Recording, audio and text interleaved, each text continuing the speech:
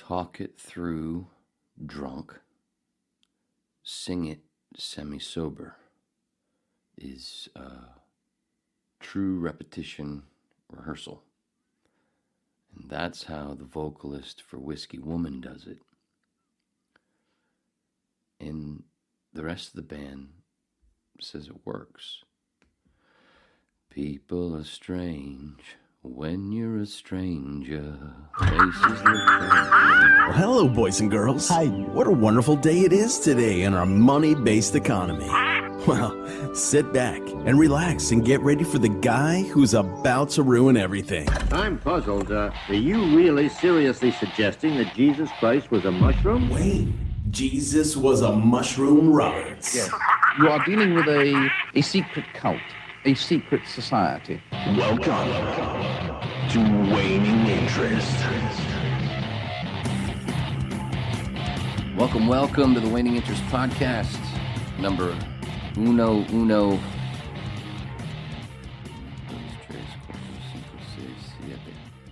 Siete, right? Right. June 30th, 2023, the Babbling Dabbler, the smallest click on the internet, the pinball brain in your favorite machine who's got a pinball back and forth between screens. Hey, I didn't even mean for that to rhyme. That was pretty sweet. But, you know, that's what happens here because we just keep going and finding things. You know, like, oh, look at that. Like a cat. What the hell? Anyway, it's like a diary or a book. Obviously not as stale. And it's not going to be as coherent from a more mentally challenged Forrest Gump, or if Mikey and Mouth from the Goonies played a lot of bareback leapfrog, and then a little while later, ooh, plop. Look at that. Look at it scoot. Or, I got a new one. If Bill Hicks, Neil Rogers, Doug Stanhope, Richard Pryor, Bill Burr, Phil Hendry, Ron Bennington, Terrence McKenna, and Joan Rivers had a day-long gangbang.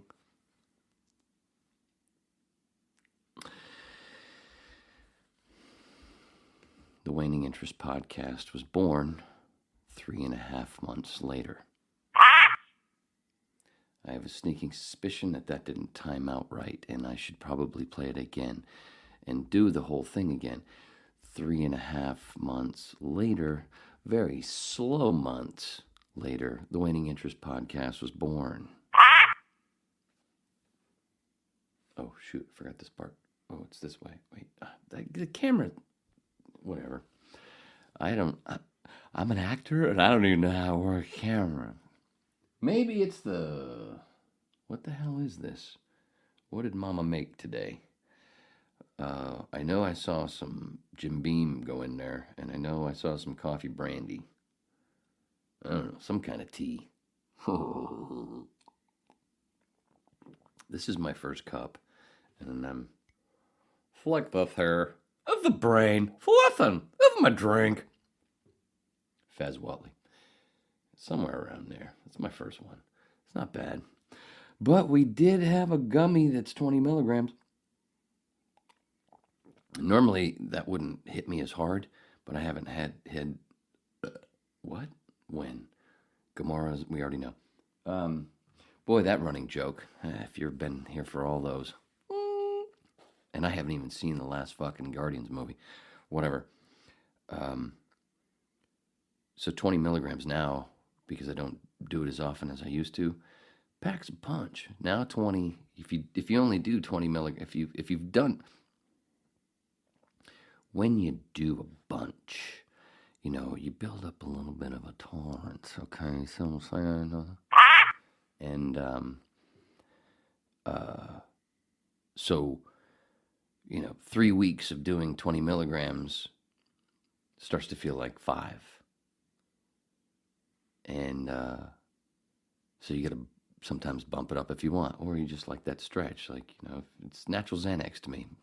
You know, a couple of 20s a day, one in the morning, one in the afternoon. I was good. It was great. And it was nothing. You couldn't tell.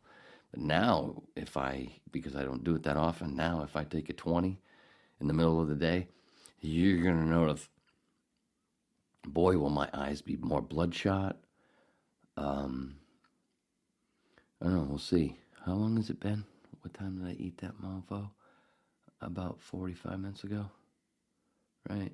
Something like that. Anyway, I guess we'll see, along with the tea. Oh, we rhymed again. Bing, ding, ding, ding, ding. God, what the fuck is with the timing? I need a 360. Oh. That was the other thing I wanted to do. Where's my screen here? I got to move back over here. Actually, we'll move back to this, and then we'll move back to that. It says Pimp the Patreon. The links, all the links, wherever you are watching or listening to this, the link should be in the description. Patreon.com/waning interest.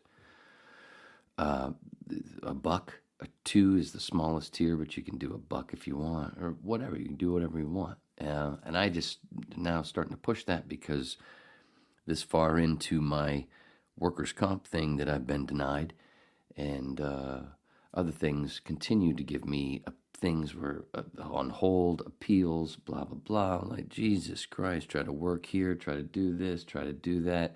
You can't. Everything is always a problem. The doctor thing I talked about on WHIP, was this the last WHIP 116, right? Talked about the doctor thing, changed doctors, so I'm done with that, hopefully, and I'm being told that my new doctor, it's very smooth. And I was also told by this person who's doing the switching for me, who's doing the big switch, I've been hearing the same problems about what you're saying. Weird. I knew it wasn't just me. Usually it is. But I knew it wasn't. How could it be? Oh my God, how many fuck-ups? The list got really painful. So, yeah, move that along.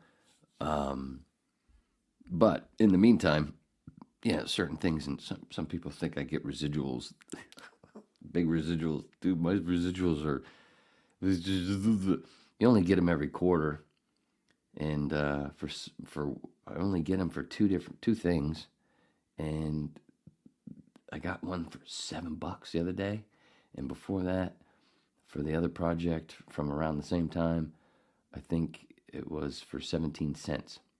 So, and I don't do voice work anymore. I don't do none of that shit. I try to do. I'm back to the basics, but I keep running into douchebags, serious douchebags, kind of like my last. Let's just freeze on that. Oh, hear the Batman reference? Just pulled that right out of my rectum. Thanks, Neil. Shit. Oh, I knew I'd get off on some fucking stupid tangent that didn't make sense. Anyway, obviously, as a whip, the handful of whips that I've ever had, because I've, taken breaks, so you lose them. You don't put stuff up, for a few months. At one point, I took a break for almost a year, putting this house back together. Where did all my whips go? Oh yeah, I guess you wouldn't want to keep paying. Well, even though there's so much stuff, and some of them are like, they didn't realize that they could go back and listen to stuff that I used to put up only on the Patreon page. There's a whole bunch of whips, whips as in the podcast, that are audio only on the Patreon, which I stopped doing, I don't know, around 60, somewhere around there. Before I left, long after I left Los Angeles. Or that's when I started the podcast. It was, what I was doing was Monday, Wednesday, and Friday. Only an hour each, sometimes 30 minutes, but only a few of those. But the Monday and Friday would go up only on Patreon. And the Wednesday would go up on Patreon and everywhere else. But then, after a while, especially with the vid thing and, people's money stuff, I was like, I'm doing the Patreon thing. I just put everything up for free, and then I never changed that. So there's nothing on Patreon except for a whole bunch of whips in the, you can just see. You can see from the numbers. You can go, if you're on the Apple or Spotify or whatever, if you go all the way to the beginning, you'll see it skips a whole bunch. The ones that you don't see are on the Patreon. But either way, and I never pimped the fucking thing. Most of the whips just did it just because they looked in the description. I might have pimped it in early days, but not much. Anyway, so I'm pimping it because I told myself to pimp it, and I didn't mean to take this fucking long. Wow, it's a commercial for the Waning Interest podcast during the Waning Interest podcast. That's weird. Whole fucking thing. Anyway, just because I'm about to hire someone to take care of a lot of this shit that people are putting me through. This fucking surgery a year ago that's still not 100%. Anyway, whatever. But I put a lot of work into this shit, and only 3 months out of the 4 years that I've been doing this, where I had enough from the Patreon to pay for the just to keep this thing up with, Libsyn, StreamYard, and a handful of other things that minor costs, which it's not a bunch, but then again, I don't ask for much. Because I know most whips, most of the pack are poor. Most of the pack is po. So, we don't ask for much more. So that's why I put it, you could set it whatever. But either way, and it would be nice to have a true list of all of a sudden a burst and go, hey, look at this. Doesn't matter. And I'll name names, man. That'd be the shit. Because normally we're very discreet here on the Waning Interest podcast. Where are we going next? Oh, Fix 115. But either way, the descriptions, all at Patreon. There's a PayPal thing if you don't want to do the Patreon thing. There's a little PayPal link. But the Spotify, all the links are always in all descriptions. And of course, on if I mention the Nick Searcy one, what was that, 107, I think? That's not here on YouTube because they took it down because of the title. So you can find that one on Rumble, plus Spotify, all the audio places. Anyway, because I know there's a bunch of new whips coming in. I've been hearing some talk. So wanted to, throw out more info for folks that like, what the hell is going on here? I don't know, but it's one of the best podcasts you'll ever fucking hear. I know. Because I consume a lot of podcasts. I consume a lot of talk radio. I come from talk radio. I come from a little bit of music radio. Lots of production. Lots of stuff. I stand up a little bit of comedy with on camera and there's theater and all kinds of stuff. Comedy's always, I want an award. I know what fucking funny is. And I know when I hate myself. And I know where Neil would hit a thing where Neil God, I'll be go, Waynus Padawanus. That's what I should have. I should have a drop. Somebody saying Waynus Padawanus. At least I'm in the Jedi realm. Because a lot of podcasts aren't. Fucking some of them. The bore, the quality,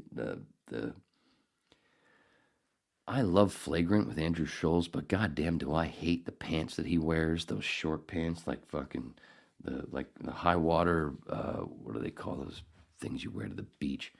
Those are the most unattractive fucking pants. Either wear shorts or pants. Either wear them to your knees or all the way to your fucking ankles. That halfway between, even on a woman, even a Kate Beckinsale, I go, take those pants off. Ugh. Ugh. They're gross. Especially on a dude. Especially on a dude who's wearing that stash from 1978, Andrew. I fucking love you, dude, but, oh, your fashion sense. Dude. God. Today I watched Graham Hancock, who should be on the whip. I told him on Facebook. Great author.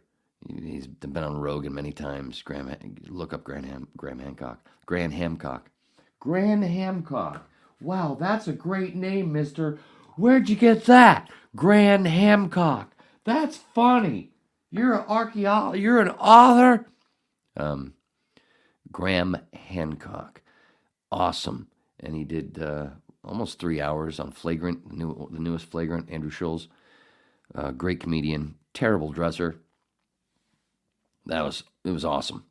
And there was a big bunch in there where Andrew was like, all right, let's get to the ayahuasca part. He actually cut one of the coolest times that I've ever seen somebody cut somebody off that I want to listen to. Andrew was like, yeah, okay, we got the pyramids. I want ayahuasca. Oh, thank you, dude. And of course, Graham went into the whole thing about the indigenous and how all the paintings, all the carvings, all that stuff came from our main ancestors tripping hard on the local psychedelic, and that's where those carvings came from, and then language and it is great, awesome stuff. So Flagrant's one of those good ones, except for the way those guys dress. But so many. What I meant was so many. Even more popular podcasts. I blow them out. I blow their fucking doors off. I'm like fucking Skinner opening for the Stones.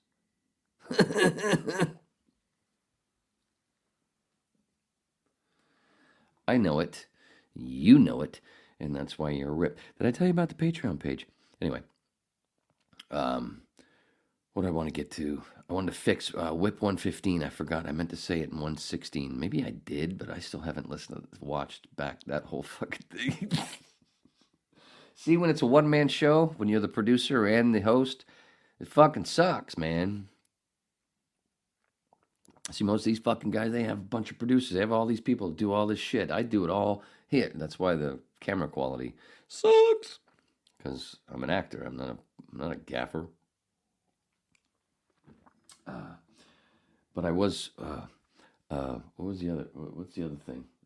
What's the other fucking gig that you can have on a set where you're not as big as a gaffer? What is it? It's, I've been that a lot. You know, the true grunt. Fuck, I can't say it. It doesn't matter. That's not where I was going. Either way, I haven't watched all of 116. Still, because it's tough, pulling clips, and I pulled some stuff, and then there's actually a little bit of a story behind it why I didn't want to watch any more of it, but I still haven't pulled a Terry Weigel clip from the Terry Weigel story that I finished with. It's a great fucking story. Have you seen Whip 116? Have you seen them all? Have you? You can go to Patreon and even get more. So, way back. It's going to take a while to scroll. No offense, but, it is a scroll. Speaking of scrolls, Jesus was a mushroom. That's what John Mark Allegro, anyway. But with the Bill Hicks 115, I mentioned Kevin Booth, Dwight Slade, friends, Jimmy Pineapple. I mentioned a bunch of Bill's friends, but I left out one of the big ones, which was David Jundro, who you hear in The Bill Hicks Story, talk a lot, who he tripped with before. Did a lot with David, and I left his name out, and I felt like, because I sent the link to Kevin Booth, because I'm friends with him on Facebook, and take a listen to this if you get a chance. Tell me if I fucked anything up. He said it. He didn't say I fucked anything up. Not saying he listened either or watched, but when I went back looking through clips and stuff, and I'm like, wait, there's some of it. And then I watched American Bill Hicks Story again. I went, oh fuck. So I wanted to apologize to that David. David did a lot of shit, and good friend. And he doesn't get talked about. Kevin does a lot because Kevin produced the albums and did a lot of other stuff. But yeah, sorry, David. Just wanted to apologize for that. Check out 116, all about Bill Hicks, and you get to hear an old stand-up set of mine. Didn't murder, but didn't bomb either.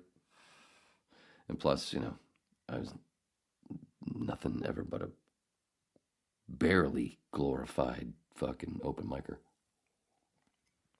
And the only reason I was barely glorified was because of Sam Tripoli, working with him on Conspiracies Now at the Comedy Store, a podcast he used to do for his Patreon page years ago.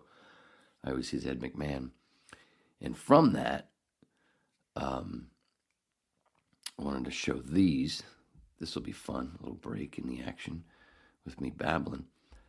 I'm breaking up the order that I had this stuff on because I was going to do the People Are Strange thing first, but I want to go back. But basically, the show, the awesome show that never was. The first time I put it together a comedy show, and I was like, oh, I'm friends with fucking killers. This is gonna be cool. This is a smart thing to do because I'm a host. I did radio and stuff. I won an award for being funny. I'm not the best stand-up or whatever. I'm just a fucking open micer. But I'm friends with these fucking killers. And one of them I've known for 20 fucking years. And he's a legend. And these are legends in the making. And fuck, I'll put together the show and just host it. I'll come up, I'll do a fucking minute, get the fuck off the stage, let them murder for 10 minutes, come back up for a minute, maybe do a joke or whatever. If I think of something, call back to what they're said, keep it going. Boom, maybe one of my jokes. Boom, just keep it fucking rolling. Like the Ron and Ron show. Keep that fucking, all those plates spinning. Don't fucking, no, this is my show, I'm hosting. I didn't want to do that. I wanted them I set up, I trimmed up all this different music for Trevor, who was going to be who ran the dojo. And him and Sam were the dojo people. Sam Tripoli, who you're going to see in a second. Each one of them, Erica, Felicia, Jimmy, and Sam, I don't remember the music. In the promos that I made, it's the whip music, the only song that I ever took out of my head and actually put down and recorded in used GarageBand. That's the whip. If you didn't know that, the music you heard at the beginning and you'll hear at the end. That's mine. Fluff another brain. So anyway, Fezzy. So, what was I saying? Oh, so for the show, put the show together, and I each comic, I had a bed of music, a real rockin' fucking music to bring them up with, and nice length for Trevor to have, enough time to then fade it out if, depending on the sound, nothing too short or too long. He thought it was perfect. And then normally, folks would just make a flyer, kind of like what you see there in the pic. That's the flyer I made, and that's usually all you did, and you post that, on Twitter if anybody's following you. Doug Stanhope actually fucking somehow, I asked him to retweet it as a joke, and he fucking did it.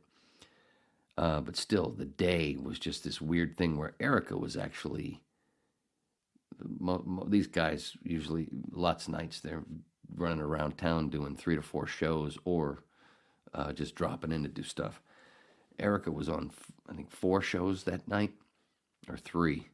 And one of them was mine, of course. And I think she had one at Flappers. And it was a day where a whole bunch of things just didn't happen. Where people were across town for shows that I don't know what the fuck it was with that day. But basically, Erica had 2 shows that day. One of them was mine. One of them was at Flappers. Neither one of those even happened. It was just one of those fucking days. And of course, it had to be my show, my first one that I put together, where I thought I was that was like, this is gonna fucking murder. Yeah, I won't be the highlight. But who cares? I'm not going to spend much time on stage anyway. I'm not going to fucking kill it. I'm going to just keep it. Oh, you don't like me? Okay, here they go. Yeah.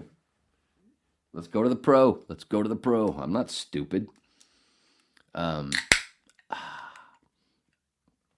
the coolest part, I remember this, where Chupa was there. And he's waiting, my buddy Mike Chupa, and we're outside, and I'm smoking with Jimmy. Jimmy was there already, and it was still daylight. The show hadn't even started yet. Jimmy showed up, and we're hanging out outside just waiting for some things to happen. Like, what's going on? What is happening here? And I'm getting texts from Erica across town in Burbank, and like, what the fuck? And all this weird shit. And just standing outside, and I remember one of my jokes that I ended up telling later on, just because this moment was, what the fuck was it? It was kind of a take on Bill Hicks's, I go through 2 lighters, from smoking, where I just borrowed that, where somebody said something about STDs. Somebody was joking about STDs while we're outside smoking. I mean, STIs. They're infections, not diseases. And, what was it? I said something about, fucking warts. Those suck, man. I went through 2, burning those. You got to burn those off. I went through 2 lighters. And I fucking made Schubert laugh. When you make a legend like Jimmy Schubert laugh, you're like, oh, this is going to be a good day. This is going to be a good night. Hey, man. And I just popped that right out of my head, But that going through 2 lighters thing I admit it just came from Hicks with the smoking thing. I just added it to burning off a wart. Anyway, hilarious thinking, gonna be of a night. And I'm not gonna spend much time at that microphone. I don't want to fuck with it. I don't want to be just, hey, it's me. Oh, I put together this and this. I know this. Here's a joke. Hey, first one. Oh, you get the fuck out of here. So again, normally all you do is you put together a flyer like that. I went ahead with the music. Got that to Trevor, which you normally don't do either.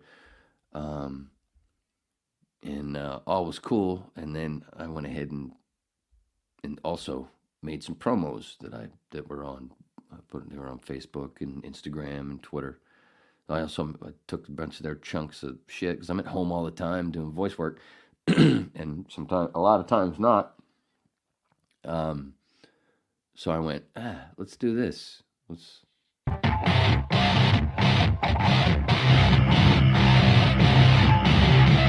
He has MS, which it's a neurological disease, and found out recently they actually have an MS walk.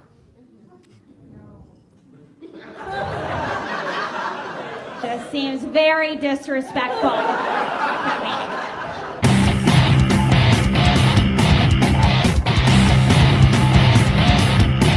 My dad hates that joke too, and I'm always like, sorry, Dad, but when I have an idea, I run with it. Unlike some people I know, so you're just gonna have to roll with it.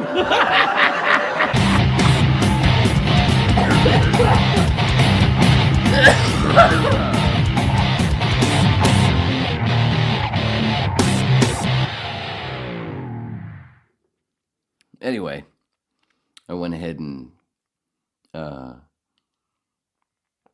instead of just flyers, I figured, this will help. These are killers. That obviously these names are going to help bring people in, and a flyer, yeah, that's great too. Put a cool flyer together, which I did. You can see it. But then why not fucking? Well, it shouldn't take long. Put a minute thing together for each fucking comic, and have video actual video shit. Because you don't normally see that, especially with little shows like I put together. I was like, fuck this, man. Let's make it fun.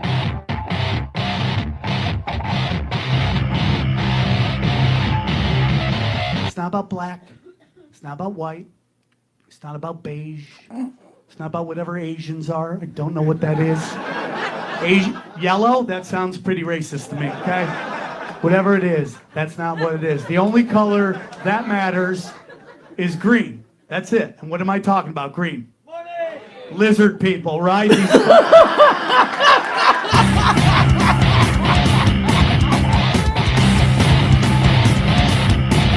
you're awesome. You're invited to every fucking show ever, free for the rest of it. Don't leave the dead weight at home. You can Your mom knows how to party, dude, yeah.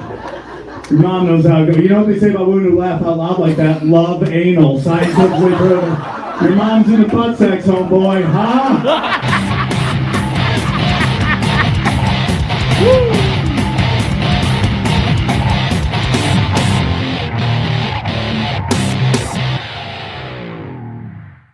Killers, I tell you. I put together a bunch of killers.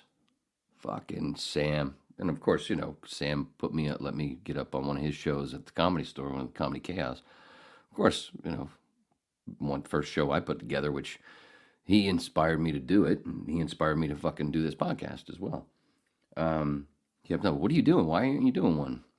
So, of course, he's going to be on my fucking show because he's a fucking murderer. And, you know, and then, you know, you're going to, no, I wanted to split it up. I wanted to be equal. Of course, there might not be any black people on here, but at least, you know what I'm saying?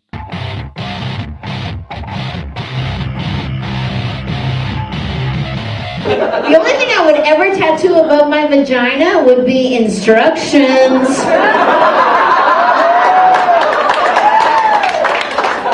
Little lick, big lick.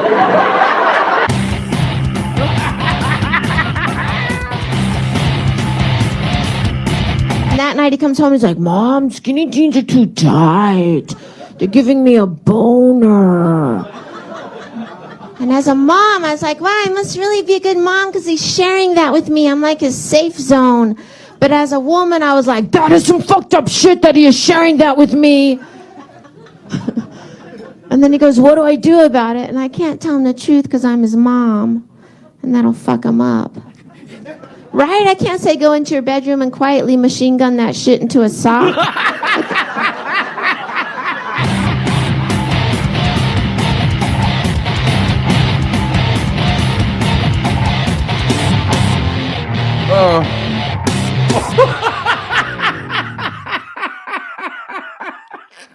Machine gun that shit into a sock.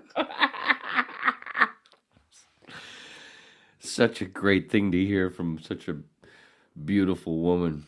Oh my God, she's so fucking funny. And she was on Star Search, right? I think it was Star Search. Yeah, Felicia Michaels. Oh fuck, would have been a murderous show. As long as, like I said, I would only been on the stage between them, you know, less than 60 seconds. Would have told myself, you don't do fucking 58 seconds, you don't do fucking 60 fucking 4. You do 60, bitch. Get the fuck off there, let the killers do the Roman. And of course, you know, knowing Jimmy Schubert since 1997 with the Ron and Ron show, have a brain, it's living, Fev. He was going to be, you know, the fucking closer. He's done a lot of stuff. Movies, a lot of stuff. What's in Greek yogurt? Ouzo and milk and a didactic lecture on the perils of an unintellectualized democracy? Finally, a yogurt with Aristotelian ideas.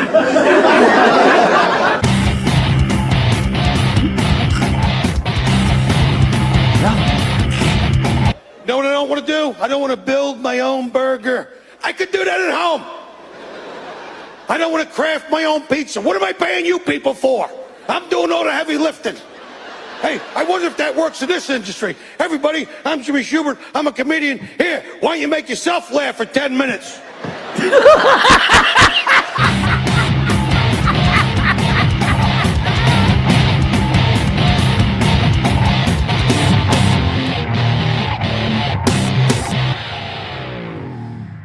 Killers, murderers I put together, and the fucking show didn't happen. And I'm just letting you know because my phone let me know that it was the anniversary. Was it the 16th? What was the date on that? I forgot. I didn't even see it. I was too busy chuckling. That's some good shit, wasn't it? Should I play them all again? I think so too. Because this is what I would do after I fucking, dude, to go back. I went back because, I was upset after it didn't happen. I'm like, what the fuck? I did everything. Stanhope retweeted it, and it got a bunch of fucking likes. And I figured that was going to, because there's a bunch of LA people that love Stanhope, and they must have saw it, and let's go see, fucking Erica, Jimmy, Sam, Felicia. Whoa, that's a cool lineup, fuck. I thought I was putting that put video together for all of them, obviously. I was like, this, I'm going to pack the house. It's easy. And just fucking boop, boop, boop, give it to them. But like I said, there was a weird day where a whole bunch of shows didn't happen. Erica was on 3 or 4 shows, and 2 of them didn't happen. She's killing it all over the fucking country, all over the place. She tweeted yesterday? The other day, she tweeted telling people to follow her on Instagram. If you follow her on Instagram, more chance that she'll be able to come to your town. And I said, I replied, don't come to Maine. I won't let you leave. There's not a lot of funny people here. Anyway, where was I? Oh yeah, I was gonna play this again, right? Right.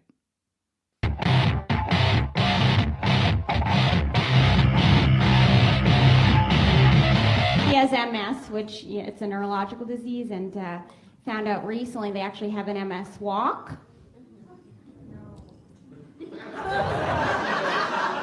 This seems very disrespectful.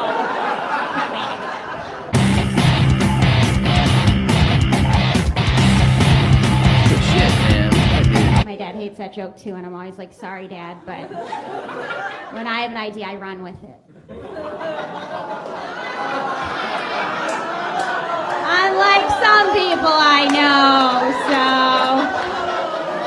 you're just gonna have to roll with it.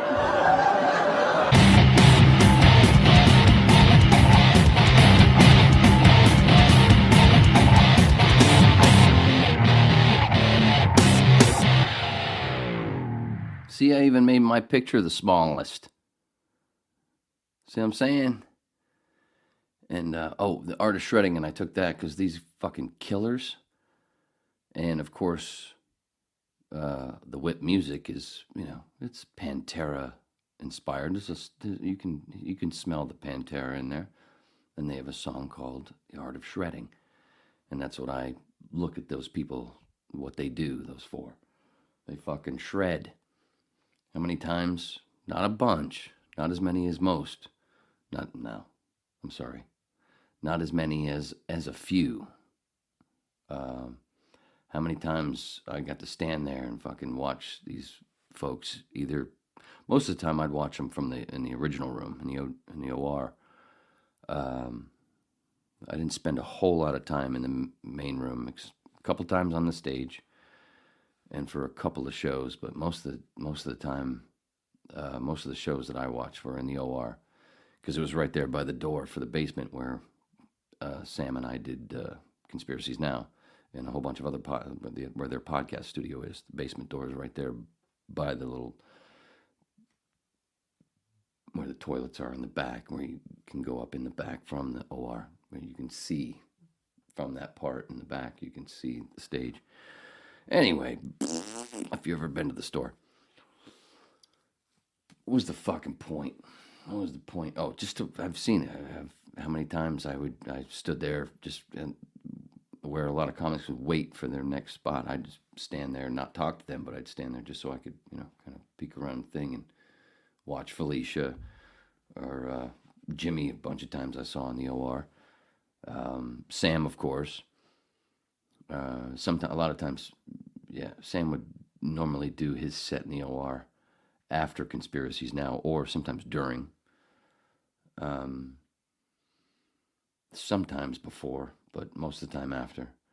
And Erica, I never saw at the store. She's been to the store a bunch, but I would see her other places. Not many, at least face to face, but she all over the place. Fucking killers. So, oops. next. Replaying Sam. He has MS, which it's a neurological disease. Whoops. And found out recently they actually have an MS. No offense, Erica, but I meant to play Sam's again. What the hell? Oh, because I thought I removed it. There. Now it should be. Sorry. Technical difficulties. It's not about black. It's not about white. It's not about beige. It's not about whatever Asians are. I don't know what that is. Yellow? That sounds pretty racist to me, okay? Whatever it is, that's not what it is. The only color that matters is green. That's it. And what am I talking about? Green. Money. Lizard people, right? These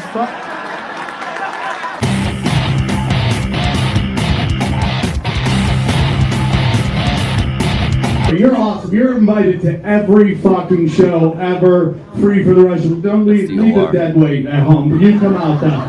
Your mom knows how to party, dude, yeah. Your mom knows how to go. You know what they say about women who laugh out loud like that? Love anal. Scientifically proven. Your mom's in a butt sex, homeboy, huh?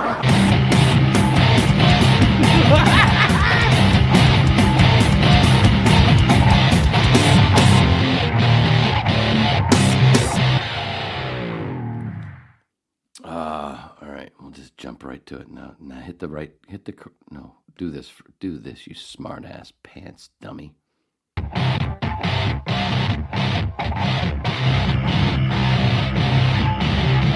The only thing I would ever tattoo above my vagina would be instructions.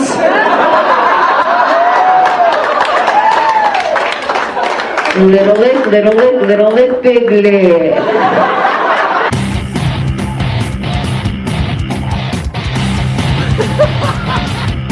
And that night he comes home and he's like, Mom, skinny jeans are too tight.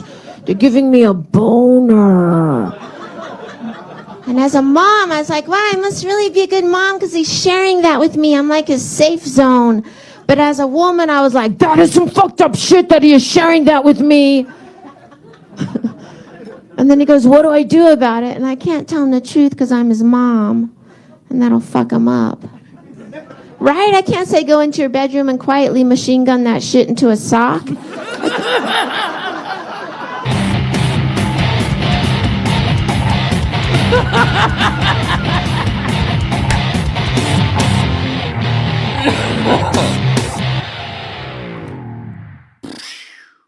Oh, so fucking funny. So then that's what I would do. I'd be like, hey, that was funny. Please, you're great. But I used to do that too, but now here's fucking Jimmy Schubert.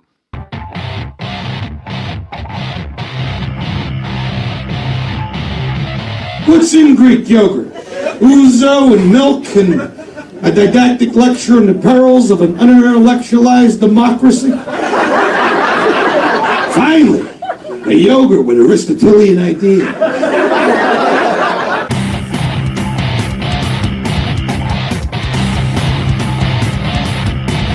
You know what I don't want to do? I don't want to build my own burger. I could do that at home. I don't want to craft my own pizza. What am I paying you people for? I'm doing all the heavy lifting.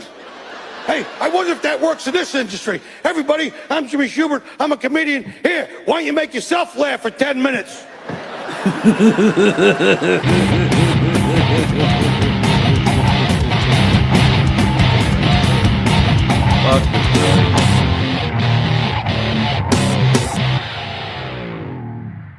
And one of the fucking funniest parts about Jimmy was back in the 90s, he had a bit. I've talked about this on the whip.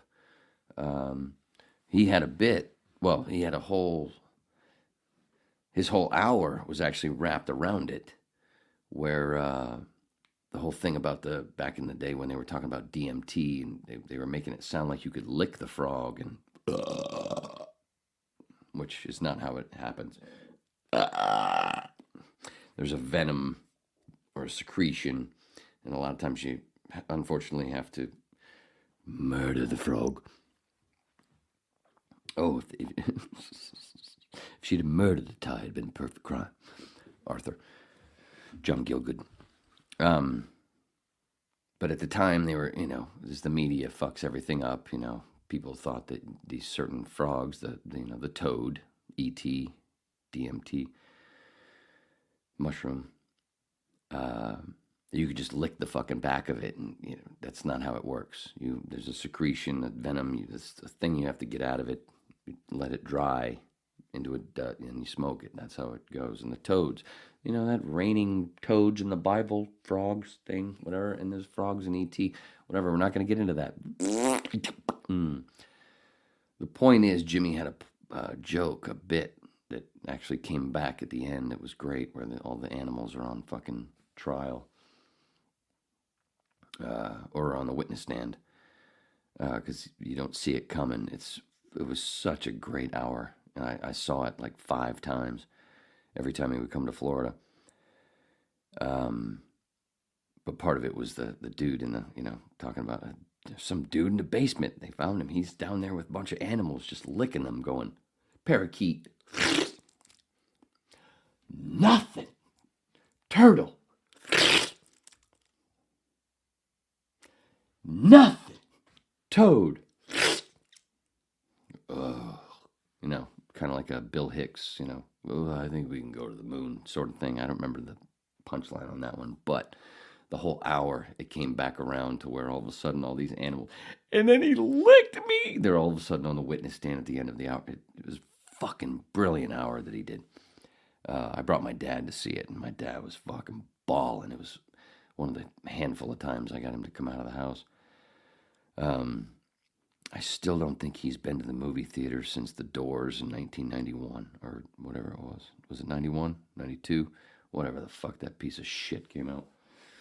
Sorry, dude. That movie, yeah. I'm sorry what they did to you. Ugh. Fuck, what a fucking piece of trash. Oh! But for Jimmy to have that bit in me, to know him in 97, and then go on many years later, and then start to find out about DMT and the mushy and all that stuff. And what an ending that would have been, but there was no ending. But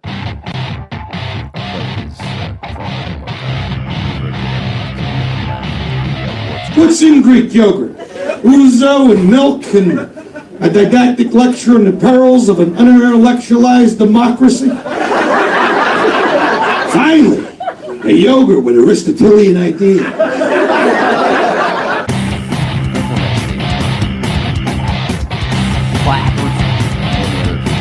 You know what I don't want to do? I don't want to build my own burger. I could do that at home. I don't want to craft my own pizza. What am I paying you people for? I'm doing all the heavy lifting. Hey, I wonder if that works in this industry. Everybody, I'm Jimmy Schubert. I'm a comedian. Here, why don't you make yourself laugh for 10 minutes?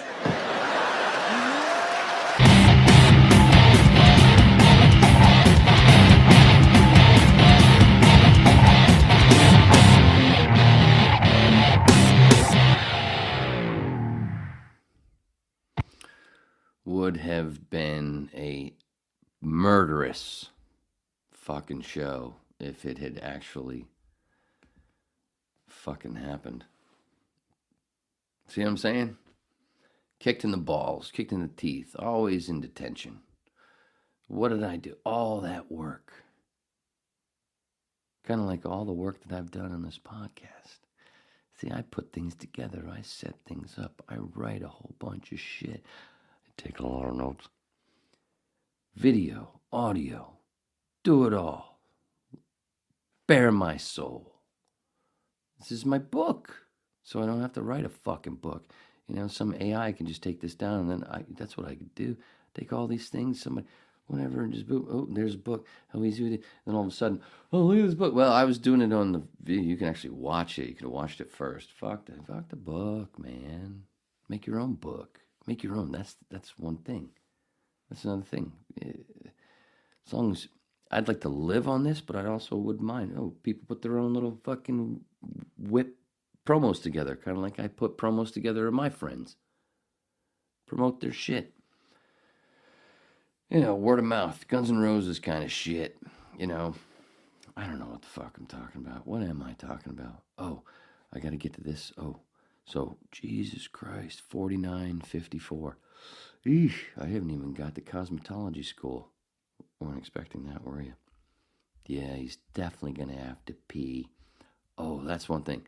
Why do you see that Luke Skywalker toy thing where I didn't use Mark Hamill? Because he's a fucking complete moron with his all his thoughts, most of his thoughts. He's got some good ones, but oh boy, is he a corporate dunce, mouthpiece, whatever. So that's why I used the little toy thing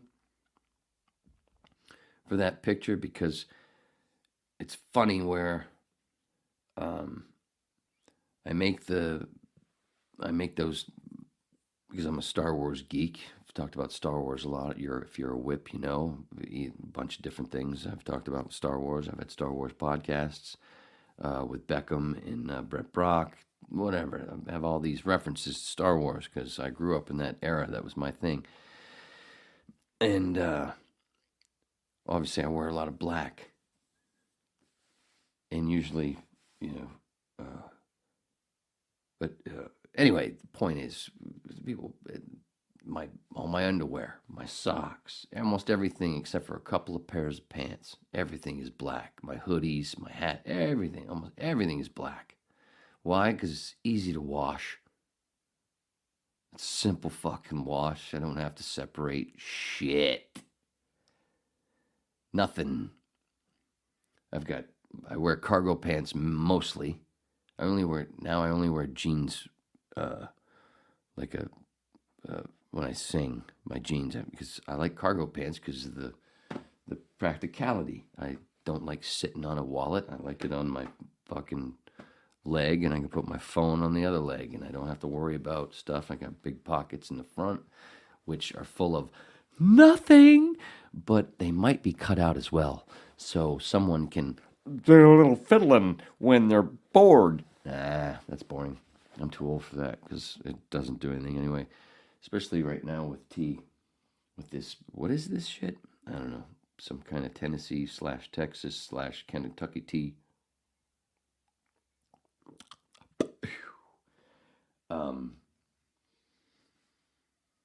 But I mainly wear, black because it's easier for folks to project their bullshit onto me because I'm a giving motherfucker.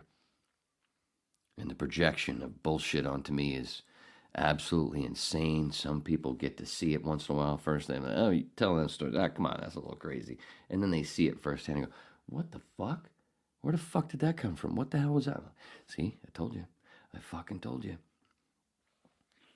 But the weirdest part is the thing that I've noticed. I've been wearing khaki cargos, and usually I have black ones, and I'll wear a gray T-shirt with the black ones.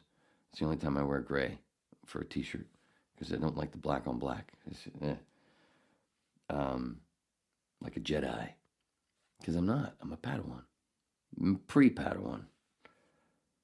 Mostly I wear my forest green, army green cargos or my khaki cargos. But then I usually have one of my khaki cargos. I wear the black tees. And I start to realize with all these videos, all these fucking feds with those masks and coming in with these black masks, I'm like, that's the kind of thing I wore during fucking COVID, with all these feds coming in like they're these freedom fighters, whatever, and people are pointing it out. I'm like, and they're wearing fucking khaki cargos and black T-shirts. Fuck, when I wear that, is that what people think I am? Is that one of the reasons why people look at me? Because I'm wondering. I know I get shit for no reason, but I think, what happened? But I still think about it. Is it something more? So I'm still thinking, is that what it is sometimes? Is it because I'm wearing a black T-shirt and fucking khaki cargo pants with boots? And people just maybe sometimes assume I'm a Fed? With the because I have tattoos, maybe I was former fucking military. Oh my God, that's so fucking funny. Because that would be the complete opposite of me. Not even, and I've been wearing that shit for, before these videos started popping, then at least I watch a lot of these videos where people putting this stuff out. I know I was wearing it first, as usual. black t-shirt, fucking khaki color cargos. Because it's for practicality. I can't, because I was one of those people from putting my, the wallet on the, in the back pocket and driving around so much. And I had fucking problems until I started going, wait.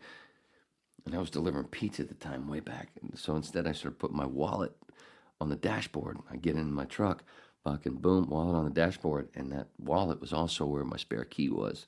And a few times I locked myself out of my fucking truck with the spare key right there on the dashboard in that wallet sitting there. And 2 of the 3 times I did it, of course, it was fucking raining. So instead of, getting that, running into that problem all the time, how did I solve it? Instead of wearing jeans and, put the wallet, it's right here. I know where the fuck that shit is, and nobody can pull it out of my back pocket. Nobody can steal my stuff. For nothing. That's a brain. And feeling like it's going to have to pay soon. Didn't realize he was going to do this. So, to realize just the other day, watching one of these videos where, I don't know, Proud Boys, and this whole thing where these guys were defending something, and all these feds, the Fed thing where you can tell they're all feds, they're almost all white. They're wearing the same shit. None of them are fat. Like, there's no way these are real dudes. You can just tell. You've seen the videos. Like, oh my God, wait, is that what it is? Because I wear black t-shirts and fucking khaki cargos and boots. Duh. Oops. Maybe that's it. I don't know. I'm thinking. I'm wondering. I know. I'm one of those. I'm not dumb. What is it that I'm doing? I'm thinking about it constantly. What did I do? And normally it's always been this way. Fucking SS, a friend of mine, SS, says those are his initials. I don't want to say his name. Even he pointed it out years ago. We used to share birthdays. He pointed it out. He's like, dude, man, we've walked into bars. You've been pissed off. Sit at the bar. You're fucking raging. Nobody fucking bothers. Nothing. Like you're looking for a fight. You walk in, hey, bud, hey, what's going on, everybody? Everybody wants to kill you. I'm like, you see it too? Must be because we're both Leos. But we also, we pissed on each other's territory. So there's that's one of those where we hit a brick road a long time ago and we haven't talked in a while. Just saying. Not shitting on him at all. Just telling you a story. Not saying his name. Just saying where everything is. This is a book. It's so coherent, huh? But me thinking about it's so fucking funny when I realized it. And I think a gummy might have started punching me in the gut when it fucking hit. Wait a minute. So now, basically, I'm always going to wear junkyard t-shirts when I'm wearing my khaki cargos. Just the junkyard part will throw them off. A junkyard, it's not just completely black. 'Cause normally they were just fucking black t-shirts. Just black. That's the only logo I wear, guys. Oh, a little hint to a future guest or 2 or 3. Who knows? We'll see. Didn't mean to rhyme, but here we are. Ever tell you I'm sick of fucking two-handed bowlers? Oh, I have. On previous whips. God damn it. Fucking Belmonte. Jesus. Luckily he didn't win. The fucking two-hander did win, but pray there, I wanted to win. Fucking two-handers. They need to have their own association. It's just the same. It's the same fucking thing as steroids, heavy duty steroids, or that's not even so bad. It's like dudes splitting and stuffing their dicks to go beat the shit out of women, or play or swim better, or do all better. It's just like that. They need their own association. I'm not shitting on either one of them. I can't stand the 200 ball. Like, you need 2 hands? Fuck you. You need your own association. You can't. You're 117th with dudes, so you split and stuff, and then go to be number 1 over here with the women. Fuck you. You have your own association. You don't do that. Fuck. It's wrong. It's fucking wrong. So fucking sick of it. Shoots 300. Oh, the only person to ever shoot 300 3 times. Yeah, because he's using 2 fucking hands. Still, I can't stand him. Oh, it's the only thing about Australia I really hate. Oh, God, I'm sorry. Nothing personal. Just can't stand him. He did the boom thing. I don't fucking... You don't see... you don't watch tennis and see players using 2 fucking rackets. You don't see goalies in hockey using 2 fucking sticks.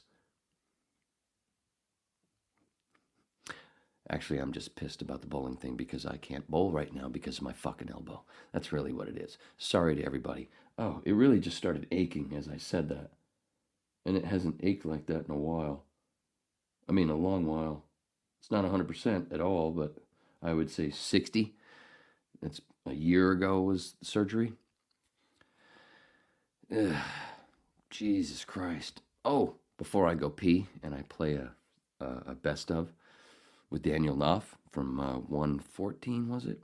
Or 113. Daniel will be coming back. Daniel wants to trip with me. It's going to be great because we're going to do it.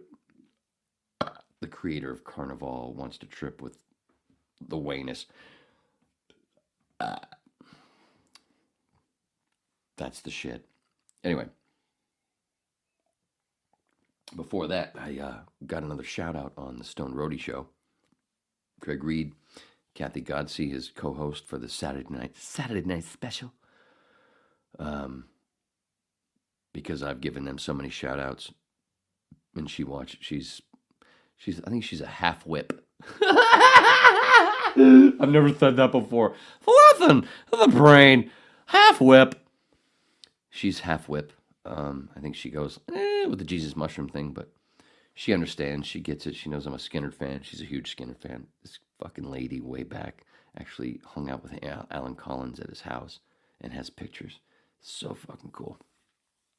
Plus other great Skinner stories, which is why Craig Reed has her as a co-host for the Saturday Night Specials.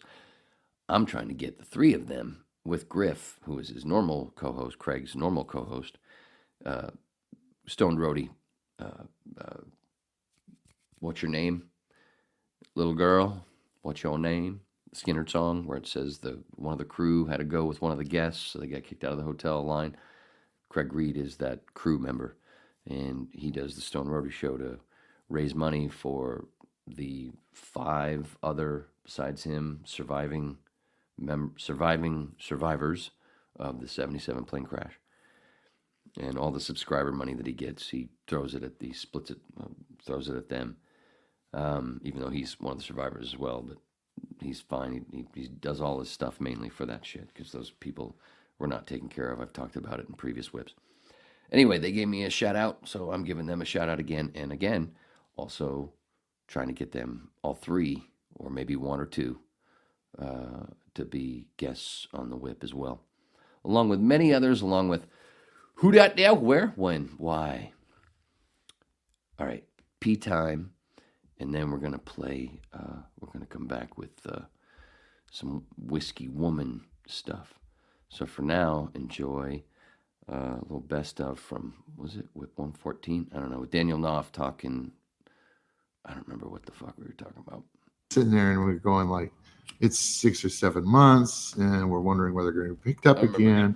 And Michael Clancy Brown is Michael's reps are, trying to renegotiate his contract, Michael played Samson, right? Little guy. Yeah. The guy who paved the way for Peter Dinklage to be a star of an HBO show. Yeah. Just saying.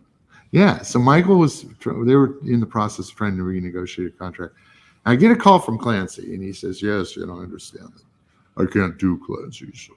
But I understand that Michael is trying to renegotiate his contract, and I know normally you wouldn't do this in your second year, but you got to think about it. There's not a lot of roles for a guy like Michael. Right. This may be like the last thing. He's going to have to live on this. He may have to live on this for a long time, and he's such an important part of the show. And he's really going to bat for Michael. And I said, well. I'm not part of that. I'm not involved in the negotiations. some other EPs, and that's HBO, and I have nothing to do with that. And but I'll put a word in somebody's ear. I said, but I think the main thing is, I mean, he's being paid already a huge amount of money. And Clancy goes, how much?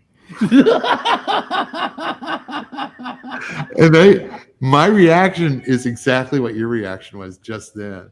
I said, look at you. Yeah, you'll go to bat for the guy as long as he's making less than you, won't you, Clancy?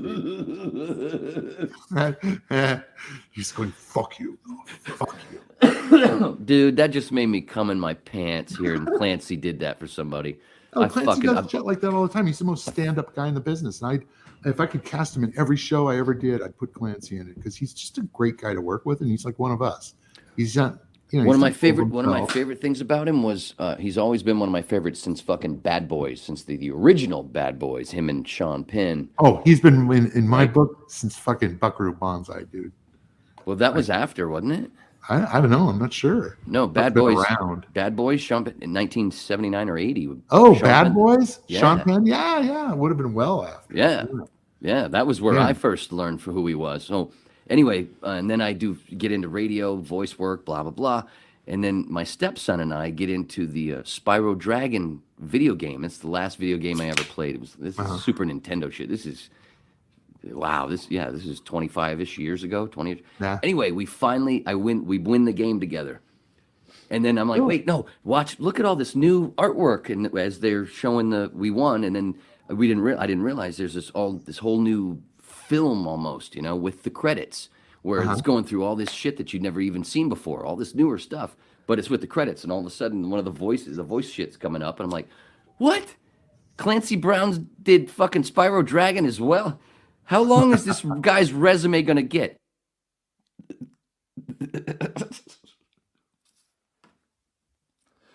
It got lots longer. Clancy Brown. Know him from all kinds of stuff. Carnival, obviously. Dude, just look at his fucking resume. It is seriously, well, what the hell? And on IMDb, it doesn't even have all the commercials. It doesn't even have it's missing a lot. His true resume is it would just go on and on and on. And most of it, a lot of times you wouldn't even realize. Dude, he's in fucking Ragnarok. He's part of the MCU, and most people don't even realize it. He's Surtur. He's the one who destroyed Asgard. Stuck that fucking big knife blade right through it, and ba-boom, boom. It's a crown. That whole opening scene, that's him with that fucking hilarious dialogue with Chris Hemsworth at the beginning of Ragnarok while Hemsworth is hanging there. That's Clancy Brown. It's a crown. Anyway. Nice little memory from chapter 1 with Daniel Knopf.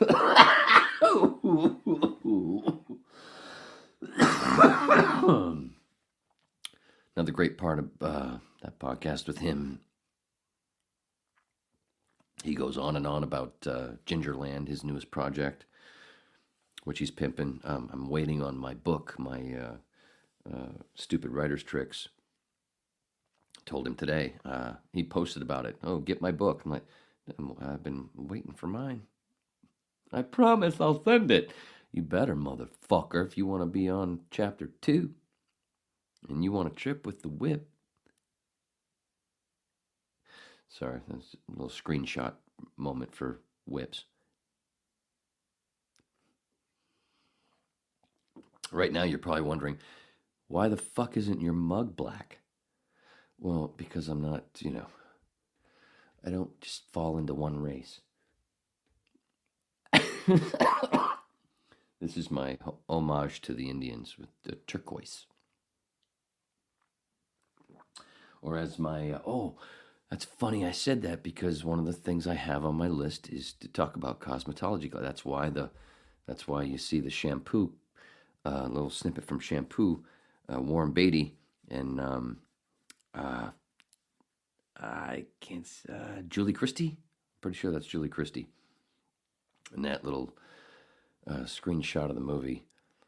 Because I've been putting it off because I wanted to tell this story. Oh wait, I was supposed to come back and do the Whisky Woman thing. All right, we'll do the Whisky Woman thing first. Let me make sure. Let's see. All right, we'll come back to. Oh my God! Yeah, I'm way off my list because I've got cosmetology school. I've got cosmetology school at the end when it, should be, in the middle right after the foreplay. I don't know what that means, but it sounded somewhat funny in my head, so I shared it with you. This is a book.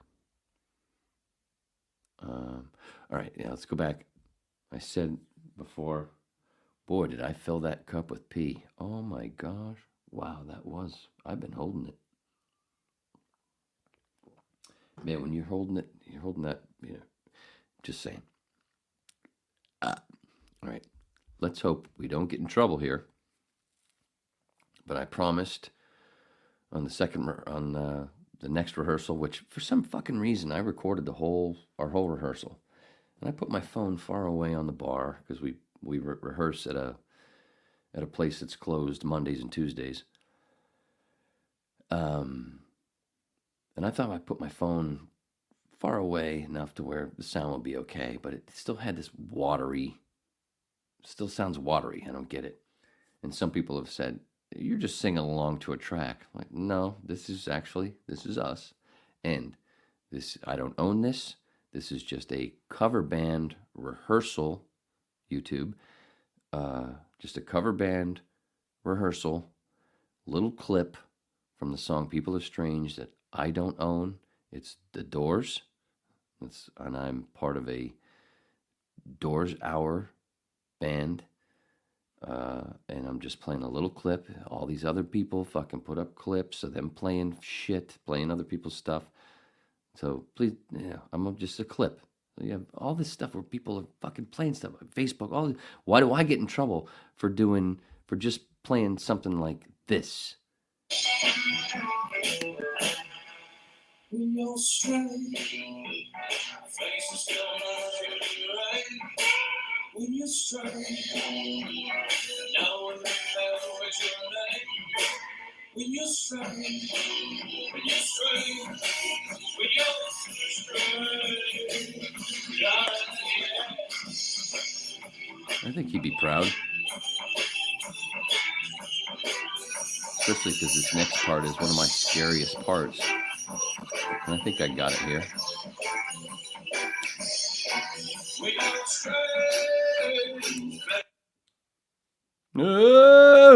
That's when you're doing it, that gets kind of scary. Don't know what it's going to do. Anyway, that was a little clip, as I promised before. Whisky Woman. A little clip from People Are Strange, The Doors, that I do not own. Just playing a little clip from cover band that a whole bunch of people have put up way longer stuff and don't get in trouble. Just telling you, Jesus. I'm so fucking sick of always being in detention. For nothing. Maybe it's because you smoke weed on camera. Do you know how many fucking podcasts I watch that have fucking at least 300,000 fucking followers or watchers, blah, blah, blah? I don't get in trouble smoking weed, drinking, smoking cigars. No, but Wayne, everything Wayne does. Gee, I wonder why he does fucking psychedelics to stay sane. Anyway, what was the next thing? Oh, you wanted to hear it again? Oh, okay, sure. When you're strange, faces don't right. When you're strange, no one knows your name. When you're strange, when you're strange, when you're strange,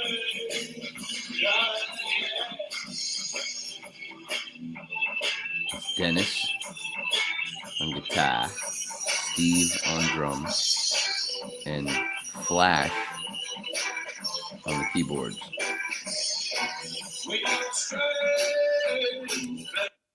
And the cool part about Flash on the keyboards, not only is he a fucking apparent legend here in Maine, that I'm just finding this out through Steve and Dennis. I don't know. And this whole thing was his idea. Doors Hour. That's why Dennis contacted me with my ad that I put on Craigslist. The coolest part is Dennis, guitar player, Steve drummer, Flash, keyboard player. It's his idea, and he's apparently a legend, like I said, and fucking great, awesome, dude. It fucking works constantly. It's one of the reasons why we can't rehearse as often as we'd like. But the motherfucker's real name, he is the daddy of the group, because it's his idea. And you know what his name is? Larry. That's my dad's name. Synchronicities. That's what the whip is all about, and I just fucking realized that. That's not in my notes. It just fucking dawned on me as I was looking up our list of tunes that we're rehearsing to let you know. Besides People Are Strange, LA Woman, Love Me Two Times, Break On Through, Soul Kitchen. I've told them we're going to start with Love Her Madly because that warms up my voice just right before I can start fucking screaming in some spots where Jim does.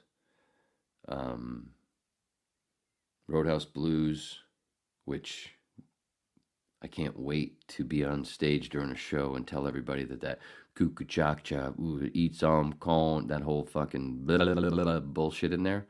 That's all inspired by Manson, because Roadhouse Blues is inspired by the Topanga Corral, where Jim used to hang out a bunch with Pam and other people, and Canned Heat used to play. Neil Young used to hang out there. All kinds of people used to hang out there like it was the place, and that's what the Roadhouse Blues, that's the place he's describing.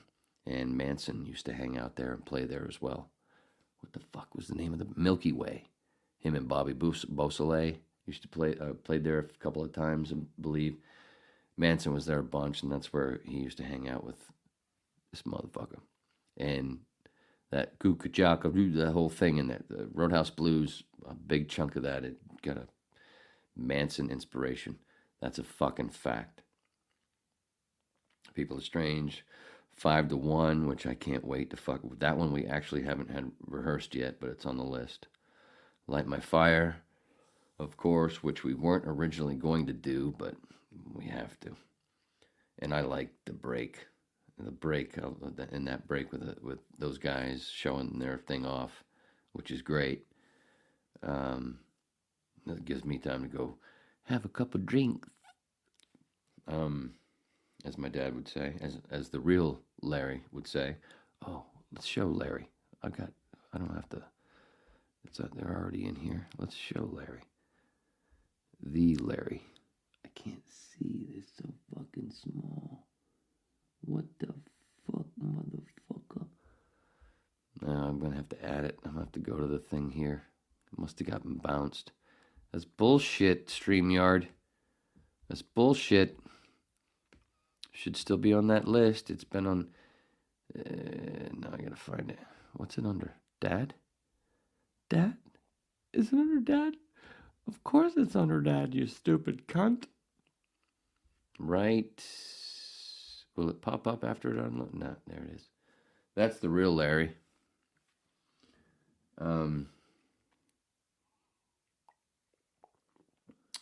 Crystal Ship. Love Street. We haven't done Love Street yet, but I can't fucking wait to. I just love that little break. There's a store where the creatures meet. I wonder what they do in there. Summer Sunday.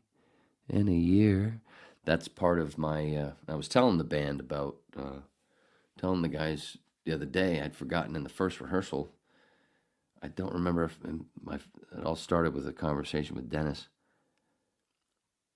I don't remember if I told him then or not, but it feels like anyway, second rehearsal I told him about, and when I lived in LA, I used to take people on a Morrison tour, Doors Morrison tour, where we'd go from my place in the valley, go over the hill, Laurel Canyon, and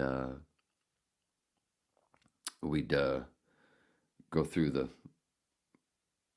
canyon, and there's the canyon store. We'd pull over to make a little left into that little circle and stop, and there's where Jim and Pam lived right there. There's the store. You want to go inside the store, check it out.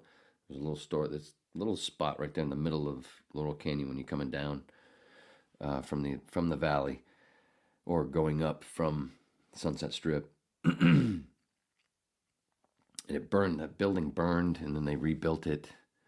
But there was a top part in that spot. You look it up on the internet if you don't know already. You can see it.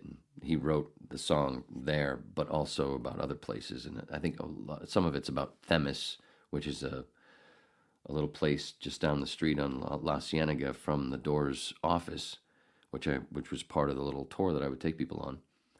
And now it's a rug. Well, at least when I lived in LA, it was a rug place. Armenian rug place or something. I don't know. Rug store. You get these really cool rugs. But way back in the day, Jim funded it. It was Pam's store. It was called Themis, Themis.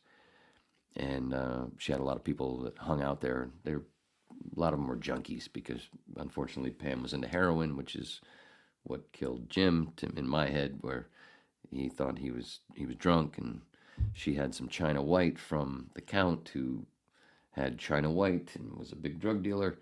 Looked that up, and he thought it was like Uma Thurman. He thought he was doing a line of he hated heroin, but he thought he was doing a line of blow because that's what it looked like.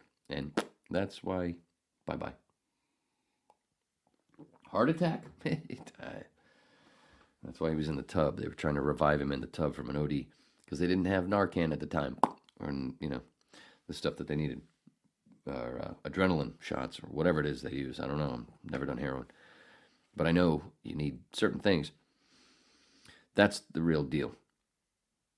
What was that? What was I saying? What was the point? Jim, heroin, cocaine, whatever. Was there a point? Oh, my dad did a lot of cocaine. He'll tell you. Motherfucker had some fun. He might have done some. Well, I got stories. I got stories. I got good stories, not really bad stories. Not the kind of cocaine stories you're like, oh my god. Maybe a couple, but not that kind of, oh my god. Pretty mild, but dude had some fucking fun. I got to talk to a Washington Redskin. Did I tell that story before on the whip? Because where my dad had his pro shop, it was in a lot of the Redskins, a lot of the Capitals. It was in Reston, Virginia. Anyway, I'll tell it. Note to self: I'll tell those stories later. Light My Fire, Crystal Ship. Crystal Ship, by the way, Breaking Bad reference. A lot of people don't realize that that's the point. It's called Crystal Ship. That's why Jesse called the RV the Crystal Ship. Was based on a Doors tune, which a lot of people don't get, and even Walter, which is stupid. Where Walter, that's one of the things about Breaking Bad. One of the handful of things that I'm like, it's one of my favorite shows of all time. I'm like, when Skylar's not stupid enough to fucking try to flush a whole pack of cigarettes down a toilet. One cigarette, I get it. And I get the fucking cool shot from inside the toilet. But a whole pack, she's not that stupid. That's one of the many. And Walt going, Crystal Ship. Come on. Walt's age, he would know the Doors. He's older than me. He's 10 years old. He's like 5 years older than me. He would know the Doors. And Bryan Cranston apparently fucking met Manson on the ranch once going for a horse ride. So anyway, that didn't make any sense. Like, Crystal Ship, what? crystal meth, the crystal ship. Walt should have been the first one to go, because obviously in those flashbacks, he's kind of cool. He's got hair like Wayne's. And then, figuring out, it's the soul, that one little percentage. It's the soul that's missing. Walt lost his soul. There's a little bit, but like he wouldn't have known that already. That's the other part. Come on. I fucking love the show, but there's so many things where I go, fuck you. Could have done better. Anyway, Love Street. Oh, yeah. Oh, the Doors tour. That's where I was. So, on the way over from Studio City, or a couple of times I was still in Santa Clarita living, where some family and friends came, and then, family or friends or in-laws. And we'd go over the hill, and we'd stop, there's the store. We'd pull into that little thing. You want to go inside? Sometimes we went into the store. Sometimes, that's okay. We see this, we see that. Because a lot of times people were just hungry. They wanted to get to Barney's Beanery. Last place Janis Joplin was seen before she had China White that killed her. Synchronicities. So then see the store, see where they lived. Pam and Jim right there, that little spot, and then back, and then keep going down, and then get to Barney's Beanery, park at Barney's. Go into Barney's, and there's the little plaque, Jim Morrison's stool. And also, he got kicked out of there a few times for pissing on the floor because he was so drunk. Have a drink, or just to look around if you didn't want to have a drink. Some people weren't drinkers that would come and visit. And then, because we were already parked, then we walk a few hundred, not 100 miles, not 100 miles, 100 yards up Santa Monica Boulevard to La Cienega. And right there, and I'd be like, see this place? This used to be, what was that place there? No, that one side, the west side, or the east side of fucking La Cienega. Shit, it was a bowling alley. I believe it was a bowling alley. Now I can't remember what it was. Anyway, go across the street, across La Cienega on Santa Monica. And right there you have Leo's Flowers, this building, Leo's Flowers. And it's in the Doors, it's in Jim's film Highway. And back then it was the phone booth. It was a strip club. And Jim and some of the other guys would take people there to do interviews. Just sit there and do interviews. Well, back in the day. Now it's Leo's Flowers and a whole bunch of other little things. But it's connected to another building called the Alta Cienega Motel going up La Cienega. And there they have, and it's in the Doors movie, that shitty Doors movie, there's the Jim Morrison room, because a lot of times he would sleep there if he couldn't make it home or other places that he lived or whatever. And the Doors offices we'll get to, just on the other side of Santa Monica Boulevard. And the room, it's got all this graffiti. It costs a bunch of money to stay in that room. This little tiny, you got to go and see it. And you can see it online too, of course. Go back down La Cienega, go across the street, and go across Santa Monica on that side, on the east side. And right there's like a bike place. Now, I think it's maybe not now. I don't know. It's one I've been gone for 4 years. It was a bike. It used to be a little titty bar right there on the corner. And they would take people there sometimes to have drinks and do interviews. Keep going down La Cienega, and there's that place that used to be Themis, that is now a rug place. And farther down La Cienega, on the other side of the street of Santa Monica, of La Cienega, was the Elektra, I believe the Elektra, when they recorded the first two or three albums. Elektra Studios. But come back up where we were on the corner, where that titty bar was, bike place, titty bar. Just the next building over was the Doors office, which is really weird, thin building that's become 5-6 different restaurants since. But that was the Doors office at the beginning. There's a plaque there. I have a picture of that. Oh shit! I should have pulled that up. I have a picture of me with the plaque right outside that building, and there's a bunch of pictures on this thin stairwell of the Doors. There's a few of those you'll ever see, and that's that stairwell, which is still there on that building that I know of. Go there, see the plaque. And also on the other side of the street where Leo's Flowers / phone booth. Next to that, going west on Santa Monica Boulevard, liquor store, can't remember the name. Still the same name it was when I left Los Angeles in 2019. Still the same name for all those years later, where, of course, Jim bought, and all of them bought a lot of booze. Am I forgetting anything? Right, we did that. We got Alta. Yeah, did all that, and then in a much more coherent way, other than this book. And then back to Barney's for food and drinks, or at least food. Their fucking wings, great. All their fucking food.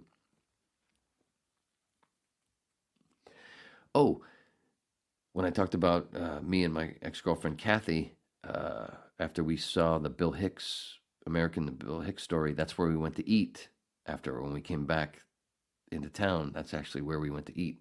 We had wings after we luckily got the battery charged, because I killed the battery on accident hitting the light thing in the wrong way.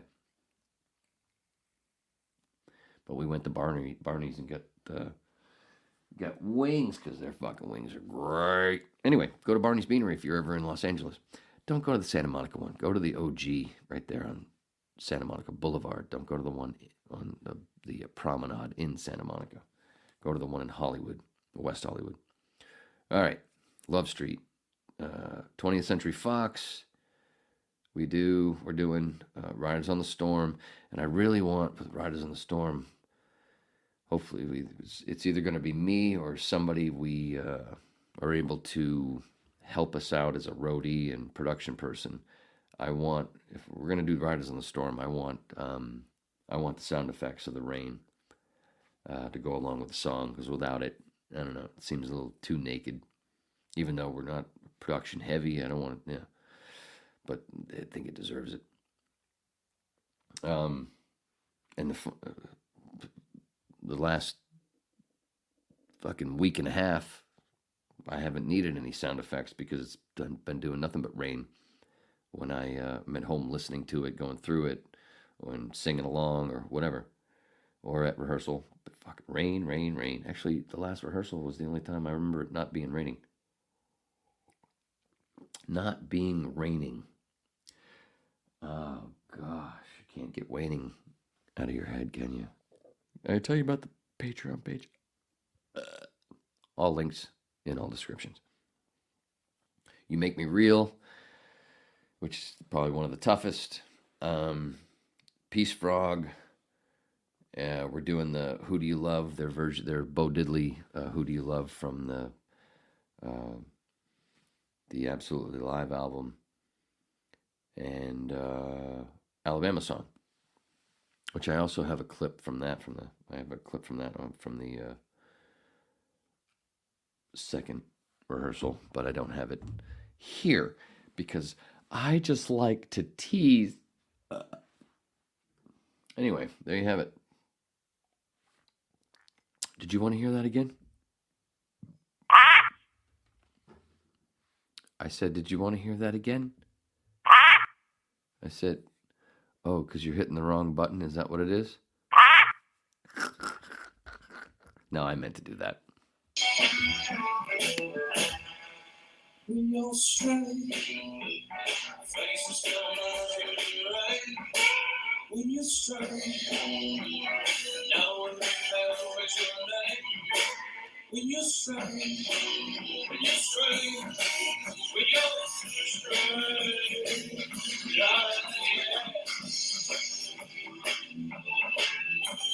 Flash, Dennis, Steve.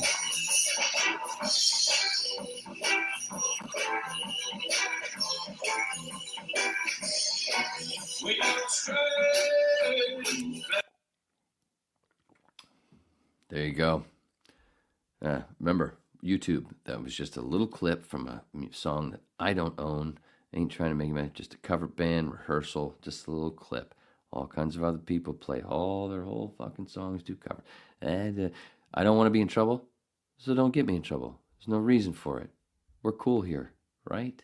And we do, Jesus Christ, everything for free. I ain't getting paid. I ain't making no motherfucking money.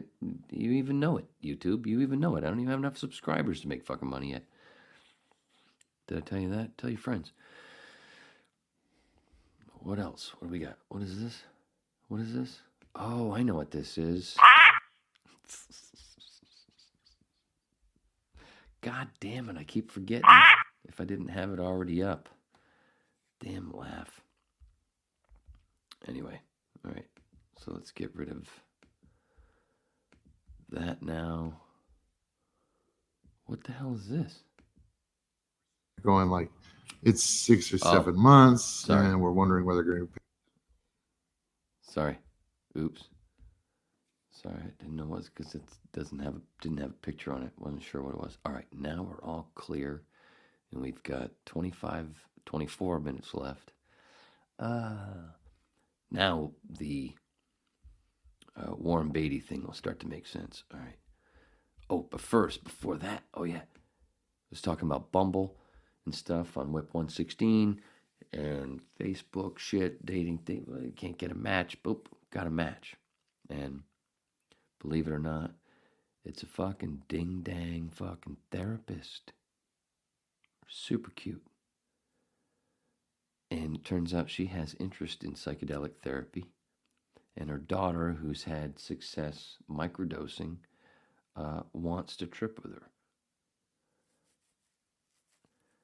But she's a few years older and thinks I need somebody younger, but because of our conversation, I think we should still have drinks and fun conversation. Anyway, she hasn't heard the Jesus was a mushroom part yet, so that's where I plan to kill it. Wait a minute, mister. When? Why? Because she's green. Lizard people. Fucking no, it's one of my favorite fucking Tripoli things. Man, I played some fun shit tonight. But yeah, especially as one of the things that caught me in the conversation was like, oh, my daughter actually had some success with microdosing and she wants to trip with me. And I'm like, I don't know, that seems kind of weird. Like, wait, no, actually, in my studies, that's what the quinceañera,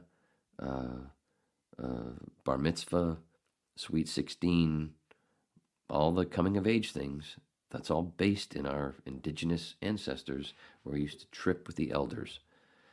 Indigenous people have been around a hell of a lot fucking longer. And folks that try to tell me that I'm a commie for not agreeing that with them that capitalism is the best fucking system and we've always had money. Now tell that to the indigenous folk that have been around a hell of a lot longer, that have been mostly wiped out by capitalism. Stop with the douchebaggery, please. You're better than that. Stop with the TV taught me talk.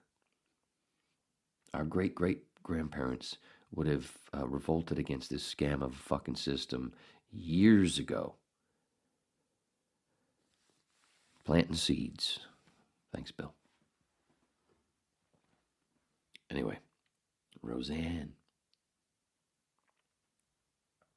So glad I was part of helping to defend Roseanne with her thing that she just went through where they clipped her fucking deal, clipped the fucking thing from Theo Vaughn trying to make her sound like she said, clipped the front of it off, like clipping off the beginning of a joke, and her response was great. Anyway, we don't need to get into the Roseanne thing. It gets too Jewish. Because it's a whole Holocaust thing, and she's Jewish, and people thought she was saying this and that because they didn't. Somebody clipped one thing saying she was saying this, like, oh, it was a setup from a joke. She was, it's fucking pathetic. Anyway, that's a story that I wanted to talk about. Fuck. And I'm going to have to pee. What do I got? How much time do I have? I can do this. I can squeeze this in because I got to get to the cosmetology school. All right, I did the anniversary. I got 2 things left. I got to tell the old friend story. But first, I gotta go back into my videos and find a new best of to play so I can pee again, because my God, I don't know why it's tickling so much. What is it? What should we do? Should we do the head joke again? Nah. We've done that a bunch. Now we do Easter. That's not long enough. Miller Lite, not long enough.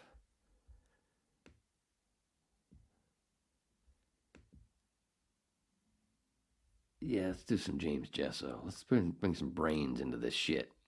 Obvious that, Sweet 16, Bar Mitzvah, Quinceañera, all that stuff. Our ancestors, that what you did was trip with that. You tripped with the elders to become an adult. That's why when you indigenous people, you meet a 20-year-old indigenous person, they're 20 years old physically, but mentally they're like 50 already, and they're wise as shit. Why is that? Because they trip a couple times with their people a year, and they don't fuck up their stuff, and they keep their ego. And that's why they don't fuck everything up. Yeah, age. What do they call it? Rites of initiation at different times of aging is obviously something that was integrated in most traditional cultures, if not all of them, prior to. I guess we have a kind of tradition. Even the Western material consumer culture is a kind of tradition, but the sort of older traditions. Ours is lacking, but ours comes from those traditions come from the bankers. Well, our society actually thrives on what's called neoteny.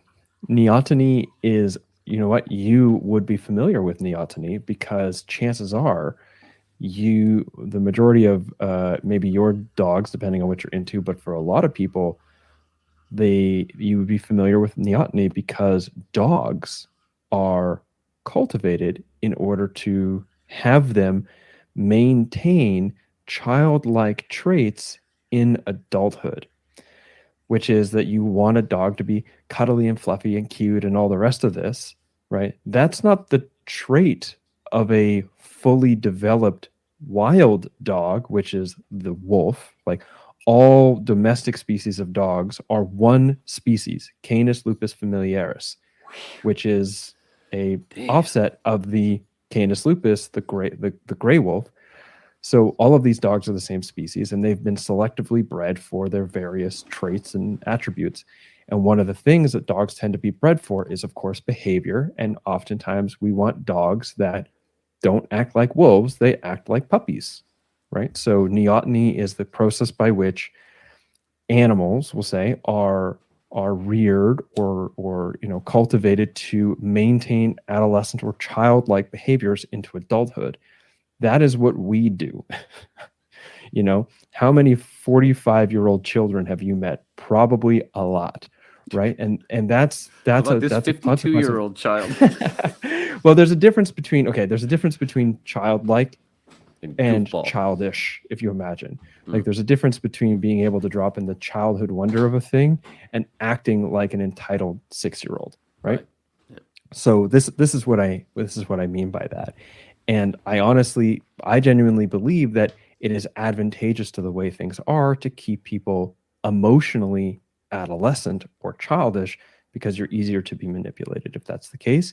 And that's not to say that there's some big grand conspiracy to manipulate people, blah, blah, blah. I'm not saying that isn't the case.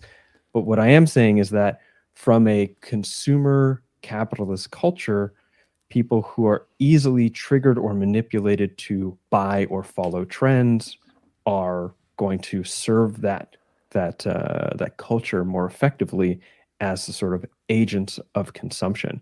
And so I do think that there's a strong component there. I think there's a lot of ignorance in that too. Not like there's probably some malevolence in there, but I think a lot of it is ignorance as a consequence of multiple sets of generations of people who have been completely detached from the absolute necessities of human flourishing being provided to them in childhood and in culture. Damn, son. Drop that. Bam! I wish I had my Lisa laugh. Whoa!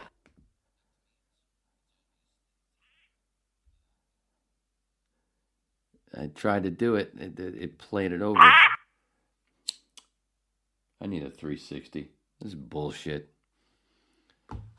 This bullshit. Motherfucker. I could afford a 360 if I had a whole bunch more whips. Did I tell you about the Patreon page? $1 a month, $2 a month. Wow, that's some cheap motherfucking shit. Cheaper than Disney. That sucks. Sucks. I got more talent in my fungus-filled left toe on my pinky thing. Ring, ding, ling, sing that, bitch. But no, I did want to. Why does it do that? Why does it fucking do that? Why does it when I bring that back up? Oh man, I'm just making this a mess. Because I'm so concerned about making it, even though I hate clocks, I have this thing where I want to hit a fucking clock, where I think that it's time to get the fuck out of here, but then I realize I haven't hit all my notes, and I don't want more notes to compile, so when I finally get to this motherfucking story, I thought that hopefully that was as funny as it seemed in my head. Oh, so before I get to the cosmetology thing, which I want to make this 2 hours, but if I go long, whatever. But I got to tell this story. Speaking of Whisky Woman rehearsals, not getting matches on Bumble, not getting matches on Facebook dating. And everybody's like, go out, go out, go out. I don't want to go out. If I go out, I run into trouble for no reason. Or it's just like I go home and go, what the fuck was that? It was a piss away of $50, $40, whatever the hell it was. But after I was like, after our last rehearsal, all right, sure. I'm going to go to this place where the Buffalo Shrimp. And I haven't been there in months. And, yeah, go have the Buffalo Shrimp. Nice afternoon. I don't have to work the next day. And now I definitely don't have to work the next day. But at the time, had the next day off. I have a few teas and Buffalo Shrimp. And I go in. Bar is full except for this one corner. There's a spot. I say to the hostess, I want to go to the bar. Is that place open? Oh, we don't know. Ask them. Okay, so I asked them, is it open? Yeah, sure. Sit there. Dude to my right, back to me. But there's a dude that he's talking to that's standing in between him and the lady who's sitting in front of him. But I can't really, he's so big and there's a whole bunch of stuff. Really can't even tell, and I'm not even paying attention. But there's an older couple on the corner, and I'm talking to them. I'll order my stuff, talking to them, making them laugh. And right after I said something that made the lady of the couple laugh, I don't know, I think I was just sitting back just to make myself comfortable. I sit back and I realize the guy standing, talking to the dude that's to my right, is somebody that I've known since I was 10 years old. And I haven't spoken to in a while. They think I'm a lunatic for being a 9/11 truther and the other conspiracies that, of course, have come true. And they are a Trumper who has spoken the same shit. I'm like, what the fuck? And I hadn't seen this person. We did a lot of drinking, a lot of partying, a lot of stories together. And over a decade ago on social media, 9/11 truther, a bunch of other stuff. Moved back here a few years ago, a couple of years ago. First time I see him at a place in the same town that I'm talking about right now, and try to talk to him. Hey, what's up? Haven't seen you. Just basically ignore me. Made it seem like I didn't exist. I get it. It's really rude, really disgusting, because I was a much better friend to this twat than he was to me. Never fucking treated him like this shit. Just like a bunch of other friends. And, okay, cool. See him in the grocery store a couple times. I see him. He's ignoring me. I'm ignoring him. I'm good with it. I'm fine with it. That's why when I notice that's him there, I realize, oh shit, whatever. We didn't make eye contact, but hopefully we don't. I'm not. I'm already in my food and my drink. I ain't getting up and walking out. But I'll also pretend that he's not fucking there. At some point, the dude that he's talking to turns and apologizes to me because he's reaching for some napkins in front of me. I'm like, no, you're good, dude. You're good. Blah, blah. And he's talking. He said something about heartburn. And I was like, oh, best heartburn fucking medication. You can get it right here. But from the bartender. Half shot of Rumpelmints and Jaeger. Boom. He's like, what? And I told him the whole story about how I learned that. Just get the fuck. And then I realized as he's talking to me and he turns more and I'm seeing his whole face. I'm like, this guy could fucking pass for Bert Kreischer's younger brother. Easy. And we're bullshitting, blah, blah, blah. And the whole time, still, that old friend is there. I'm pretending he's not there. And I know that he's seen me at this point. And we're pretending. We're doing the pretend thing. We're continuing it. And it's fine. Just fine. Seriously. And I'll prove it.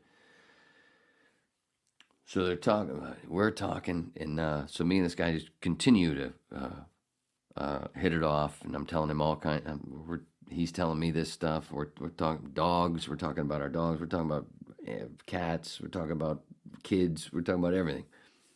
And at some point, finally, old friend pops in, and he's like, I'm like, huh. And he's very large. Much larger than I could tell because I was only seeing pieces of him, with the other guy blocking him. Like, man, motherfucker. He swallowed one of my Jeep tires. And why does his voice sound like his balls are in the tightest vice ever? I don't know. Whatever. I don't care. I'm just wondering those things. I'm not making fun of him until now, of course. And you'll understand why in a second. Well, maybe more than a second, but whatever. You're a whip. If you weren't, you are now. And I can't remember what was said. He said something or I said something because he stepped in the middle. He stepped off, like he became part of it, to the right of dude in the middle, which I don't even remember his fucking name. Bert Kreischer Jr. or Bert Kreischer brother, younger brother. Yeah,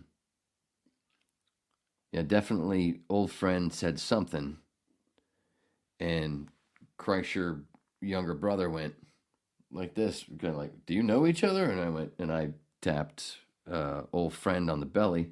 And I went, yeah, we know each other, and da-da-da-da-da. And he started telling a story about him saving me, of course, while I was getting my ass kicked for no reason, again, because somebody mistook something. Another friend, who apologized, and that ended. I mean, he saved the guy who was kicking my ass ended up saving my life later on at a Metallica concert. But he profusely apologized because he really didn't realize he was super, super hammered, and he didn't realize me and old friend had done our thing many times. And when I said everything's cool because I know, he took it a different way, and then I'm like, dude, back off, chill out. And it got ugly. But then old friend came out seeing that things were going bad, and he fixed everything. One of the very few times I was usually the fixer. I was usually the Mike Ehrmantraut.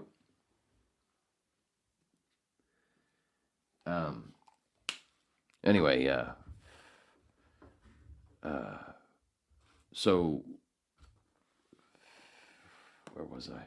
Oh, so he stepped in, basically, and we kind of let this, and Kreischer's younger brother was like, get the fuck out, you fucking know each other, get the fuck out. And he actually kind of reacted like Bert Kreischer.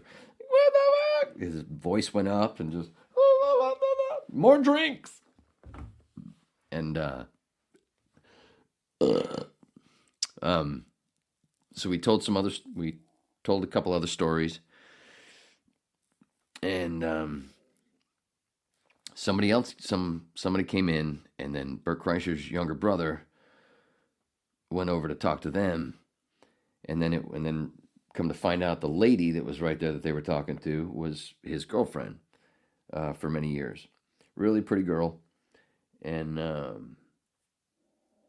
so we start talking, old friend and pretty girl. And old friend mentions another old friend back in town. And I went, yeah, I've heard that. And the last time I spoke to him, his dad had cancer, and I was back in LA, and I called, sent a bunch of emails, texts, all kinds of calls all over Maine, trying to get THC oil to the guy to start pumping into him, because he apparently had cancer, and that's what I do. If I hear you got cancer, please, if you think it's ridiculous, well, go look at the results, and it doesn't poison your body. Way better than chemotherapy. Kills people. Anyway, we all know that. Just like all the supposed AIDS patients, they didn't die of AIDS. They didn't die from HIV. They died from those treatments. And some certain guy was involved that's also involved with this newest thing where people died from the treatments. Whatever. So I said, yeah, that's the last time I spoke to him, because I did that. And then, that's a different story where it's split off there. But I was trying to get his dad, somebody to get him some really good THC oil, and that's the last thing. Well, then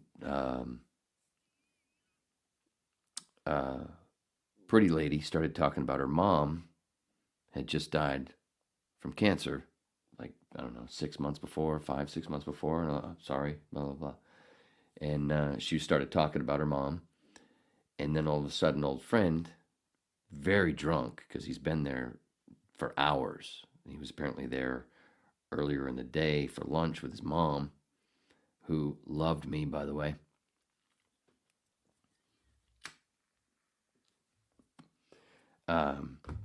So he's really hammered, so he doesn't even get that she's starting to tell a story relating to what I just said.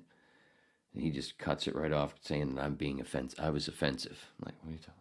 Offensive? What did I do? And I'm looking at her, and there's another friend of theirs that had popped in, and he'd been listening, and I'd been introduced to him. And I looked at him. What did I do? I don't know. What are you talking about, dude? What are you talking about? Offensive. So he went from being nice to all of a sudden, right away, it's fucking unfucking believable. Offensive. What are you talking about, dude? What are you talking about offensive? Oh, you're talking about some cure for cancer, and her mom just died a few months ago. Yeah? So that's not how you're taking it way out of context. What the fuck? You're doing a Roseanne thing. You're doing what people did to Roseanne. What are you talking about? I didn't offend. I talked about the THC oil, I believe, before she even brought up her mom. You asked me about our other friend, and I just said what I said. She started talking about her thing, and then all of a sudden, I'm being offensive. I didn't. What? Oh, you know what? I just realized I have to go pee. So just to calm it down, I set my fucking tea down, which was only, I think it was about 3/4 done, maybe 2/3. Went to piss to go take a breath, and go, what the fuck just happened? SS that I mentioned at the beginning of this podcast would have been right there. That's a moment with me and him back in 1994, 95, 96, 97. What the fuck? Yeah, I know. Everybody goes, you and your hyperbole. You and your hyperbole. You and your hyperbole. You and your exaggerations. I don't need to. There's been so many fucking I've told so many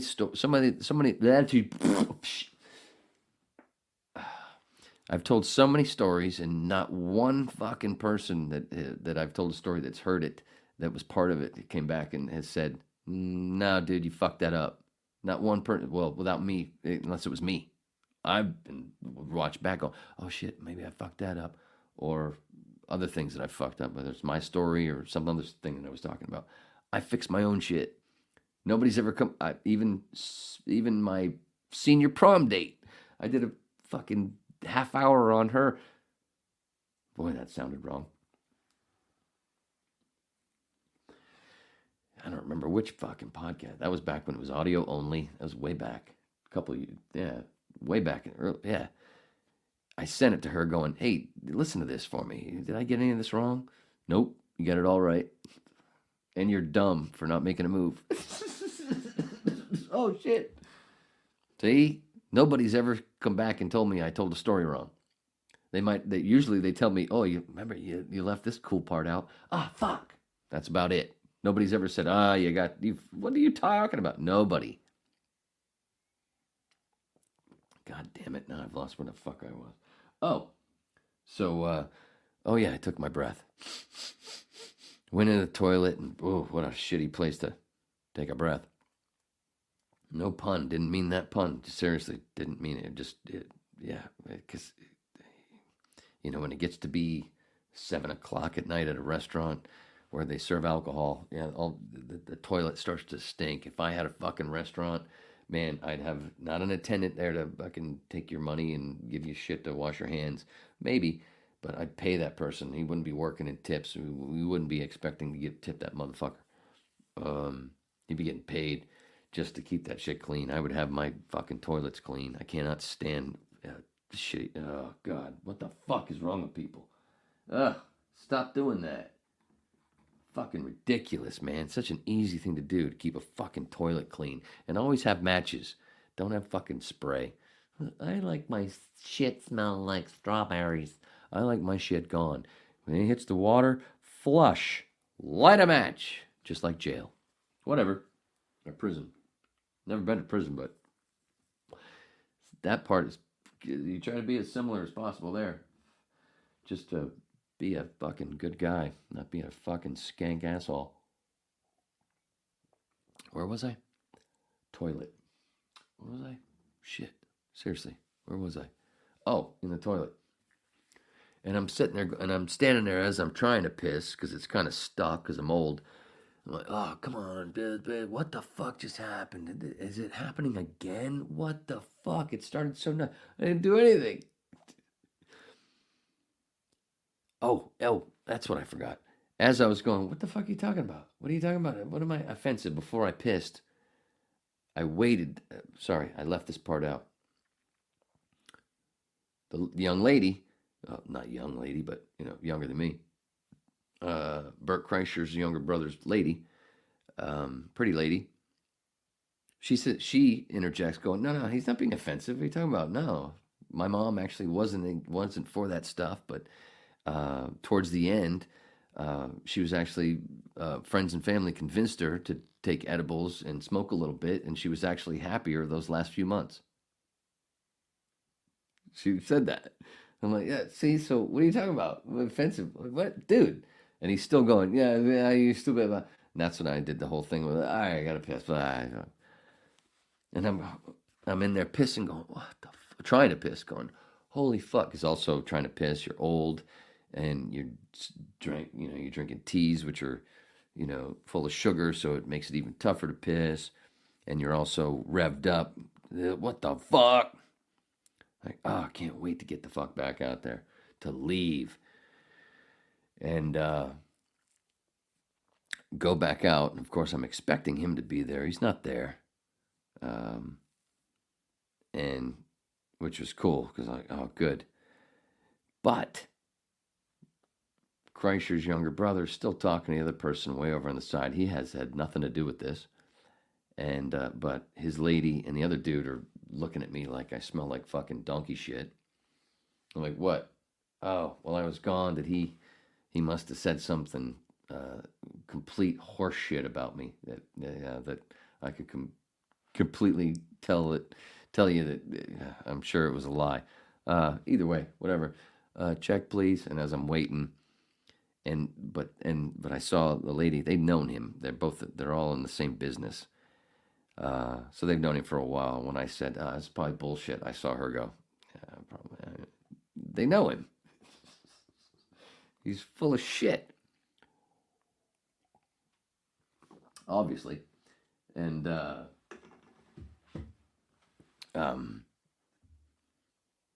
so then, I fucking waited and waited to get my check. Finally get it. Oh, phew. But as I was waiting for the check,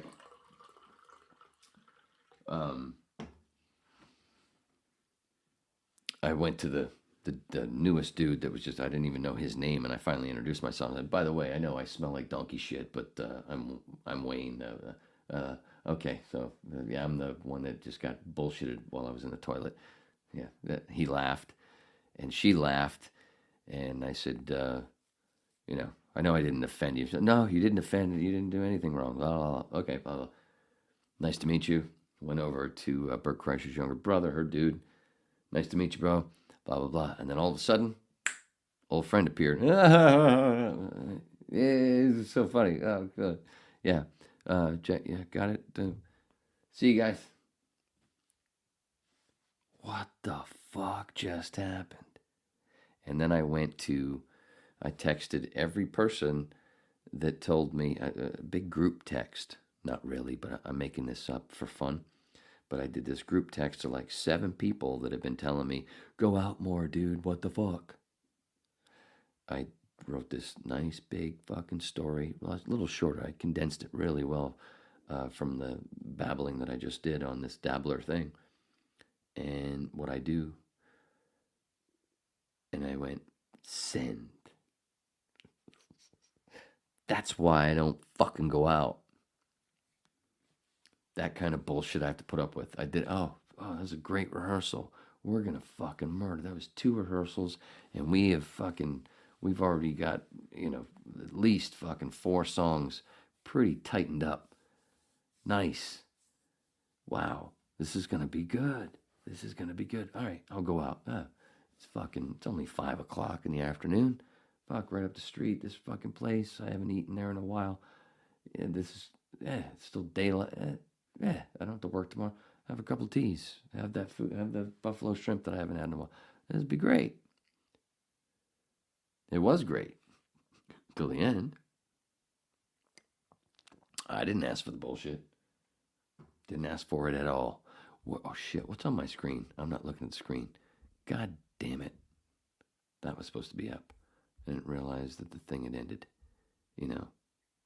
Fuck. Oh, whatever. Most of you whips like you like the audio version anyway. And that's cool. 2:07. I did run. Of course I did run long. I haven't even gotten to shampoo. All right, 2:30. That was my limit. Now I have 22 minutes to kill, so I'm going to really slow it down. And because I have to get over realizing that the last 5 minutes or so, the screen had the wrong thing or nothing, but at least it didn't open it up, like a Fiona Flaps and make the screen look wrong. At least it still had the one inside thing. I'm just hiding my lips with my mug, with my turquoise mug, my indigenous mug. How funny how I'm using my indigenous mug to hide my mug. God damn, do I synchronize, don't I? This is the best fucking podcast you've ever fucking heard. But you could say that about every whip. I'm only part joking. Greatest fucking hang ever. All I've ever tried to do, or be, besides a young dirty suds and a mostly straight Neil and a not so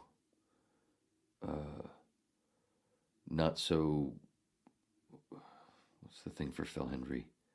Not so so many personalities. He's got 12. I've got 3. Not to have so many personalities.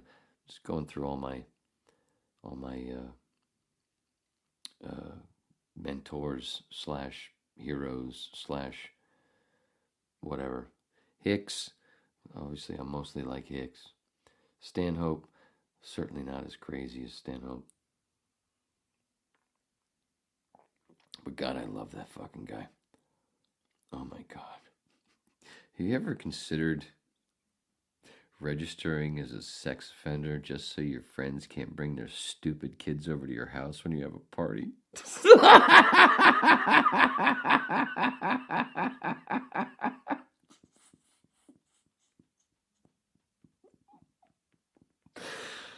It's one of the greatest lines ever. Or, that's from Before Turning the Gun on Himself. 2012?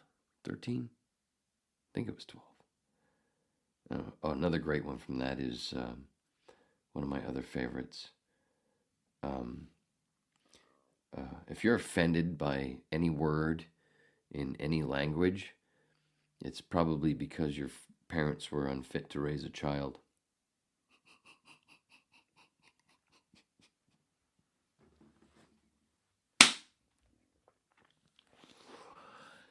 Bam! So fucking true when you really get to it. That was part of the one story that I'm not going to tell from my previous work. I actually used that in the question that I had. A certain thing.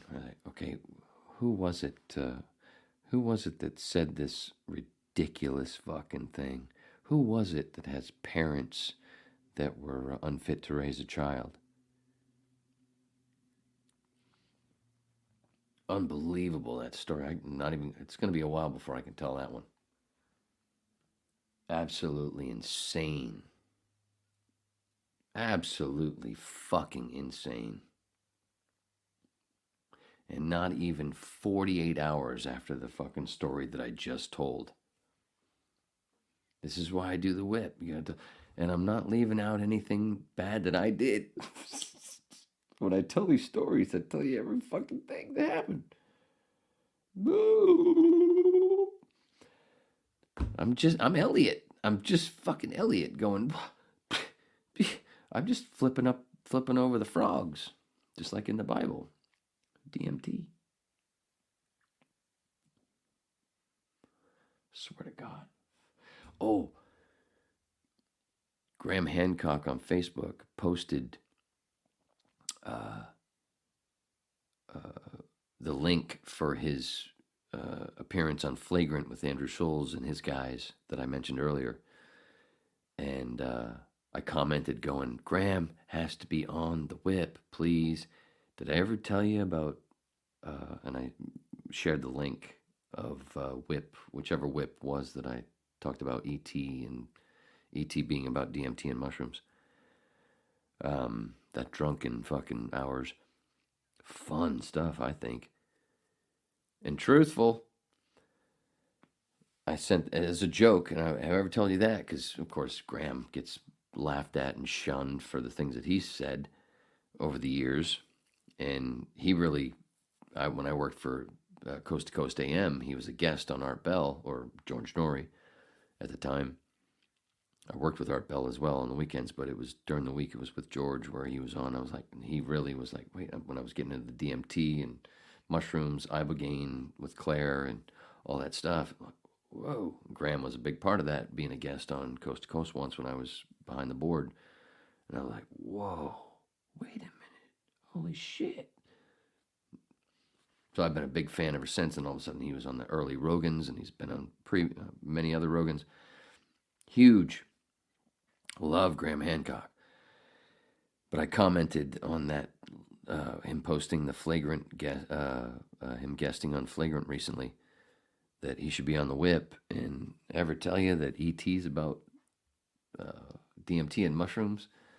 He hasn't responded, but somebody else responded going, please let me know what you're talking about. And I went, oh, first this. Anyway, and I put the link again. And I would think, and I got there's a few likes on it, so we'll see. But again, I've searched the internet. I'm not the greatest researcher at all. I'm not fucking Batman. I'm Batman, but I'm not that kind of Batman. I don't have that tech. I've looked. Nobody else has ever, I can't find anywhere else anybody saying that E.T. is about DMT and mushrooms.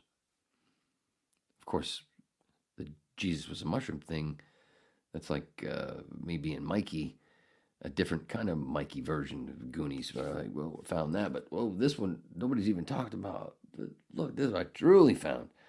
Somebody was definitely going to find that ship. But the one that I found, it's even tighter.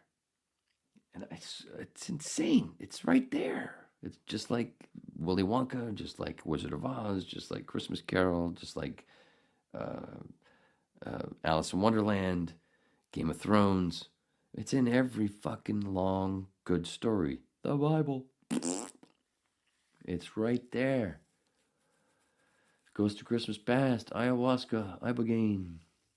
That's another guest that will be on, hopefully. She's been through a lot of stuff, but my friend that has an ibogaine clinic in Mexico is supposed to be on at some point, finally. It's been a long time. But she deals with a lot of shit, so. And her internet's not that great. But we're going to do it. We're finally going to do it at some point. But now, shit, I got to find another video to play because I got to pee again before I get to, I've got 15 minutes, less than 15 minutes left to tell this fucking story. I got to play another fucking bit. I got to pee again. We got to do the head joke. His friend who had a baby, and when the baby was born without the arms or legs or a body. It was just a head. But it was a good-looking head. Anyway, it's Head's 9th birthday. And his father said, "Come here, Head. Got a nice present for you." Head said, "It's not another fucking hat, is it?"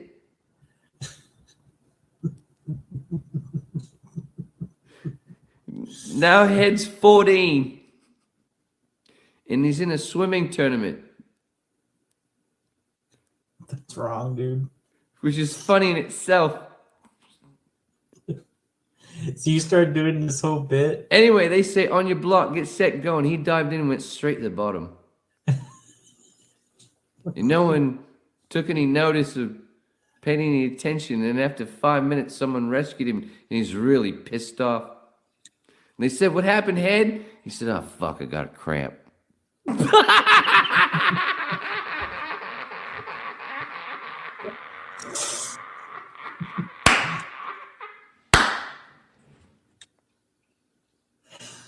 His name is just Head. What did they do? They just bawling? Oh, I love that fucking so much. I haven't told that joke in so long. Oh, fuck, I got a cramp. He's just a head. He can't swim. Oh, fuck, I got a cramp. Anyway, now Head's 21. And he bowls into the antler. Oh, God. I hope you get the bowls part. Bowls up to the bar. The antler's a bar. Bowls up. Can't believe I'm telling this joke. Hurry up, perfect. He bowls up to the bar. He says to the bartender, he says, "Give me a beer." The bartender gives him a beer. He said, "Now get the straw out of my collar. Fuck this up. Now put it in the beer. Now put it in me mouth."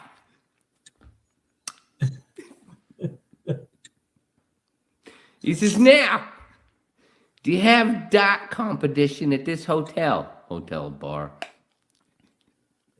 Bartender says, "Yes."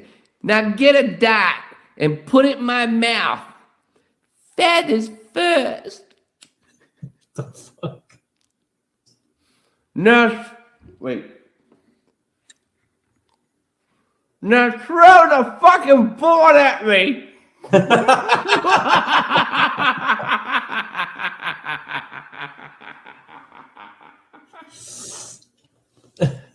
the fuck? Anyway, Beckham. What the fuck?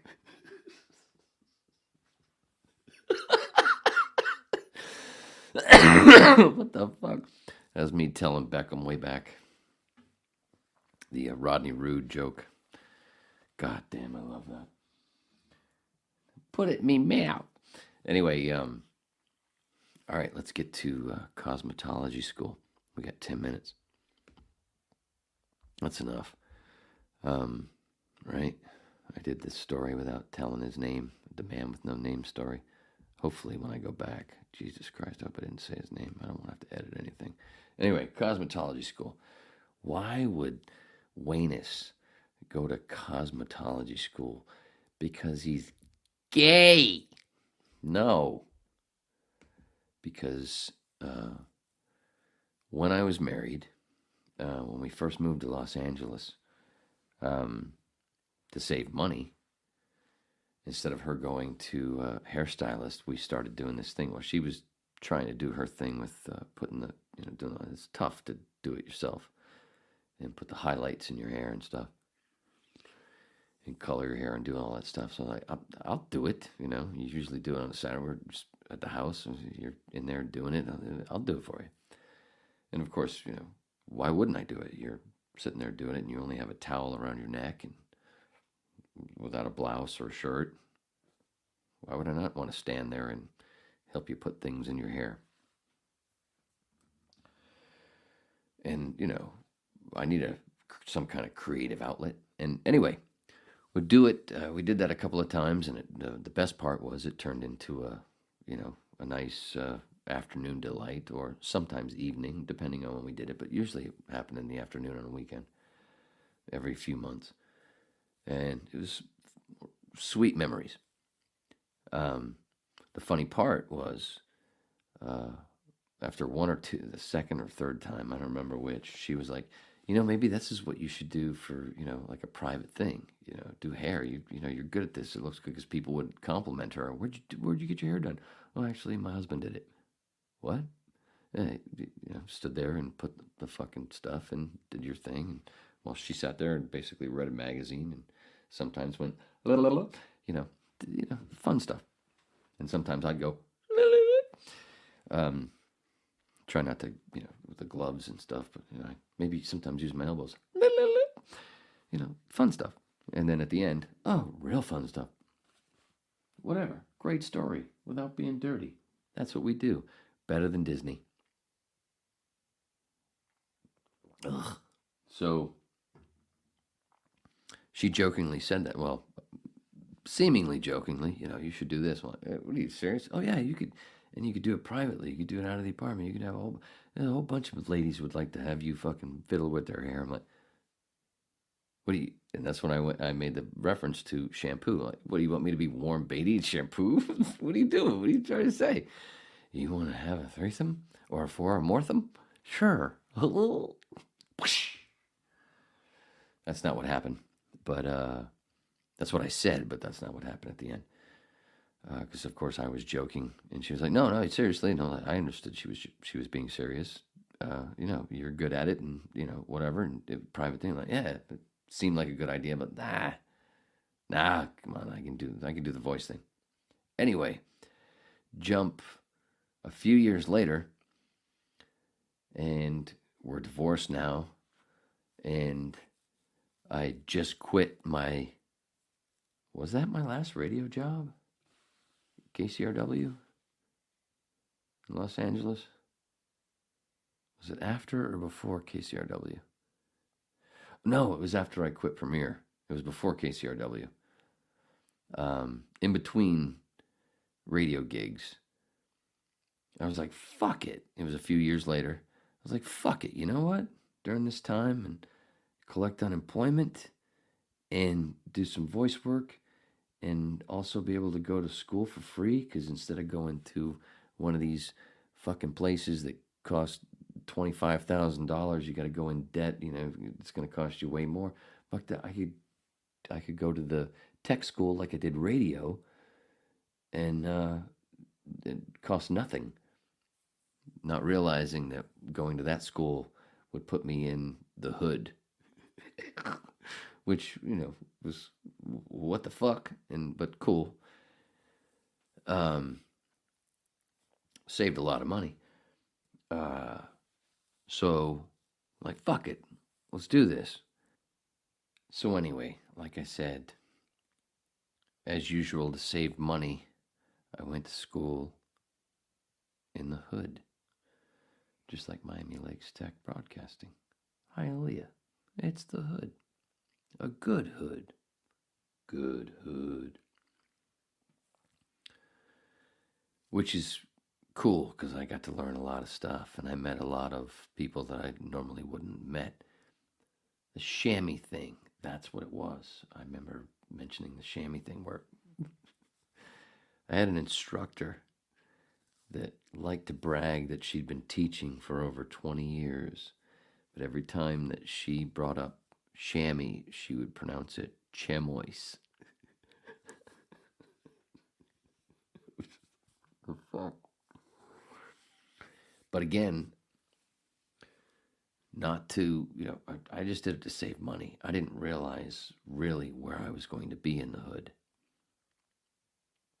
But I was with a classroom full of, obviously, women. And many of them didn't speak English very well and were older than me. Many were right around my age or younger. And then there was a whole bunch that were, there was a few that were gangbangers, which was cool because I got to learn a lot of shit and listen to a lot of shit. And one of them I became pretty close with, named True. And she was this 6'2" mulatto lesbian. Mulatto, I don't care if mulatto is a bad word. I don't mean it as a bad word. She was a mix. Lesbian that was funny as fuck and had just gotten out of prison for, was it grand theft? Was it grand theft with a few other people or something? But I mean, and it was just, you would never would have guessed it talking to her. And but she was so funny, and she got my fucking humor. And there's a bunch of them got my humor after a while, because I'm like, they were constantly looking at, what are you doing here? And I would be thinking that the whole time too, but it's because we get to wear black. We had to wear these black, what do you call it? Like you wear in the hospital. The fuck? What am I trying to say? You know what I'm trying to say. You're saying it, you're spitting it out right now as I'm trying to say it. I mean, the ones that I was wearing when my daughter was born, hanging on my wall in my bedroom. I almost said it. Anyway, but black is what you wore in this cosmetology school, so everybody's wearing the same shit. We're wearing black. I'll wear this. It's what we do. That's why I didn't realize, but synchronicities, the fucking Jedi thing, that was not, those didn't go together until just now. I swear to God, I swear to the mushy. I just realize these things as I go. I just write notes down, obviously. So we got to wear that, and then we had to. And the bad part of that class being cheap was it was going to take a lot longer than those classes that take 9 months and cost $30,000, 25, 30 grand, and eventually longer if you do that credit bullshit. So it was really spread out, and I realized, wait, the first semester is basically all going to be about stuff that you don't do in those more expensive places that take less time, that concentrates just on hair. The unfortunate thing about this place was you had to go through the nail shit, and I was like, wait, I got experience in this because I used to date a nail tech. I used to sit there and watch her do my nails, my toes, and my fingernails. I'm going to ace this shit, and I did. But unfortunately, to practice, I had to do that on some ladies' nails that weren't nails like any lady that I've been with. Gang nails. That's what we'll call them. No offense, they're just different. A lot shorter. Hard to deal with. No offense. And that's what I had to practice on. Like, all right. But I also, at home, would show my daughter, oh, look, that just like I learned way back in the day, same kind of thing. I watched it from the other angle, and showed my daughter how to do it. And she ended up with most of the gear that I gave her most of the gear that I accrued in that class, being in that class. This is fucking silly. But then it was just, of course, weird being there, and then the travel and the area, going to lunch, and the Burger King right there, and the stuff, and it was different, but it was cool, but it was also and scary and weird and all these different things, because it was a super mix, and in the daylight, and it was just different, because I spent most of my time, in Studio City, not around that stuff, and loud, and taking the train, and it was different, but it was super cool, because I sat and observed a lot of stuff and just watched, going, wow, and understand, but realizing where this was coming from, which was a lot of neglect, and the blame putting on people who are neglected, and it's like blaming people who are mentally challenged. Well, it's your own fucking fault. That's what it's like when you have this. That's the best analogy when it comes to certain parts of the country, certain parts of every city. It's neglect.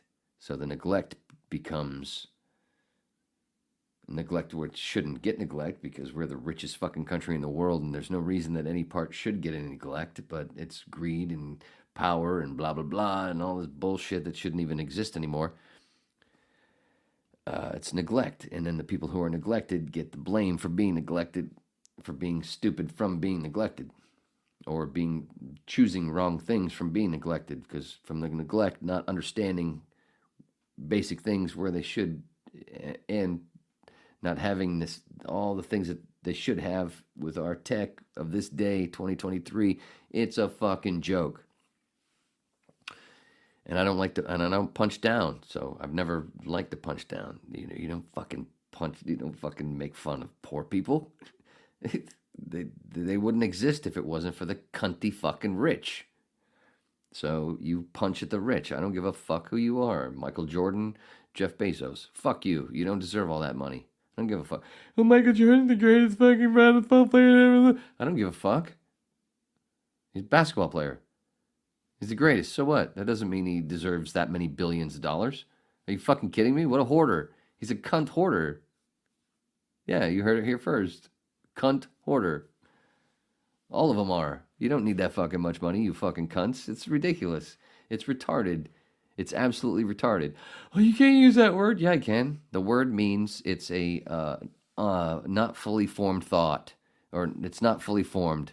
Whatever it is retarded. That's not fully formed. It's retarded. Doesn't mean it's a fucking person that lives in a mental institution. It means anything that's not fully formed.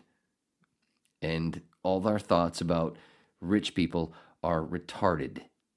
They're not fully formed. Yes, it's good. No, it's not. It's fucking stupid, especially in this age. It's ridiculous. I wonder why there's so many mental problems. Yes. Oh, this person gets $36 billion a year? $36 million a year for playing basketball. Wow. Which one is he? Who does he play for? Oh, he bounces from team to team, whatever. Oh, who gives a fuck? It's ridiculous. I don't want that much fucking money. Ugh. It's fucking gross. It's poison. It shouldn't even exist anymore. Anyway, I'm not looking forward to that edit that I had to make. It's going to be a pain in the dick. But it's okay, because it didn't have to go up right away.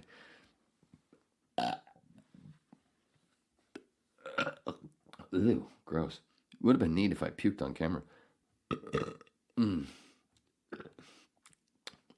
Just bubbles. So anyway, I at least would spend the day. For many months, I spent the day in the hood. I was like, wow, some cool shit, some great shit, but a lot of stuff like what you didn't see in Studio City or places where I normally lived. But again, not judging, just wow. But already in that, this is what, 13 years ago? Already in that realm of fuck this whole system. That's the thing. It's not their fault. It's the fucking system. Yeah, that pain in the ass. Oh, geez. Yeah, shut up. It wouldn't happen if it's the fucking system. It's the fucking system. Garbage in, garbage out. George Carlin, Yoda. Some of us are luckier than others. That's it. It's all luck. Some of it, yeah. There's a lot of luck. And as unlucky as I feel, that made me feel, whew, lucky, But not enough fucking watching Dr. Phil every day. Huh, I'm so much better than these people. No, it was more like, fuck. Yeah, no, I wasn't fucking shitting on them. Like, yeah, this person, wow. That ibogaine stuff that Claire's been telling me, I bet that person would really, really be helped with ibogaine. And that person, mushroom, I know it. I could see it. This colors could be a lot more bright and not such a blah thing. Even though a lot of us in the school are wearing black, but this isn't just the school. This is all around the school. They're going to lunch across the street at the Burger King or wherever. But back to the fucking chamois thing. Chamois. She's one of the first times she said that, finally getting to the point of one of the bigger points of the story of being in this class, cosmetology school. She says chamois, and the young girl who's in there with her sister is to the right of me at her desk.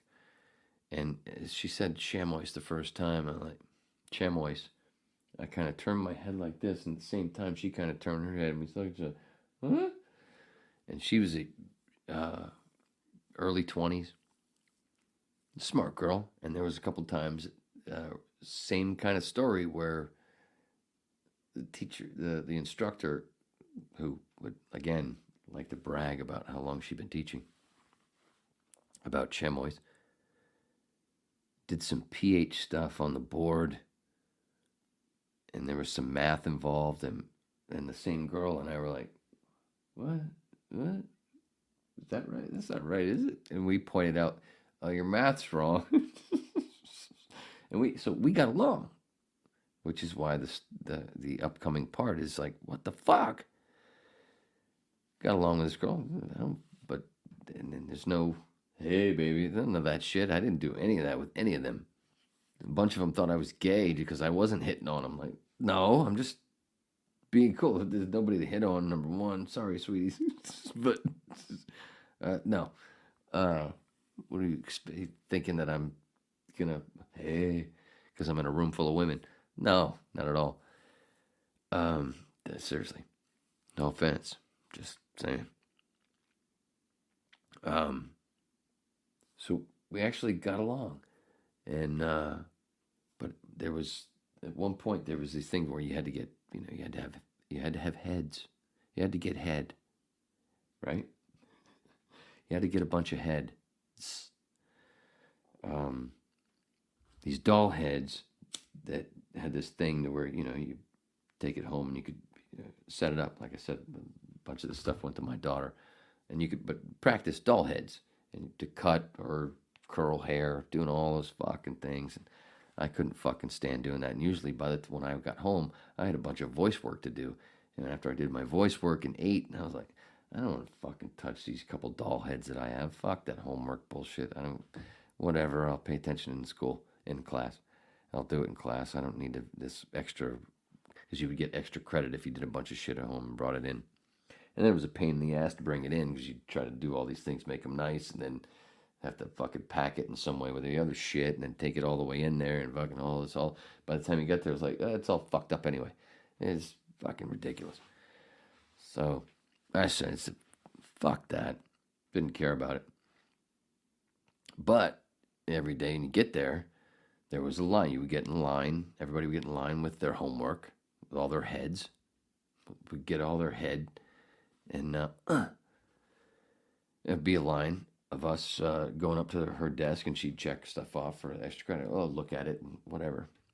And all these girls, they'd have fucking 4 or 5 heads just in their hands, and waiting to show their homework and stuff. And most of the time, I had one, if any at all. And one day, I was standing there in the middle of all this shit, and we're just waiting, and we're a little bit of chat, and a few of us, and I completely Roseanne, got Roseanne beat, completely sarcastic. I went, I'm standing there with one head in my hands, one of these doll heads. I've got one head. Everybody sees it. Everybody knows it. It's fucking pretty simple shit. And everybody else has got at least 3. And the 2 girls here, 3 girls on this side of me in the line. And we're all just babbling, talking, whatever. And one of them is the smart girl that we used to go look at each other and go, what the hell is she doing? One of them is her. And she's standing there. Anyway, I jokingly go, Jesus, you guys are fucking lazy. Look at all of you guys. Didn't you do any homework? I'm being sarcastic. I have one head. They all have at least 3. For some reason, the smart one that I got along with, for some reason, she just goes, whoosh, takes one of her hands holding it, all this hair, and just whoosh, right across my fucking face with the hair. Like, what the fuck did you just do? And all the other girls are going, what the fuck? I go, what the fuck was that for? What the fuck? If I was a woman right now, you'd be dead, you fucking cunt. Said something like that. All I did, and I walked away. Like, what the fuck just happened? I said, if I was a woman, you'd be dead right now. Walked away. And I got suspended from cosmetology school for being violent. That's a true story, and I have the paperwork to back it up. I was being violent for calling her a cunt and saying that if I was a woman, she'd be dead. And walking away.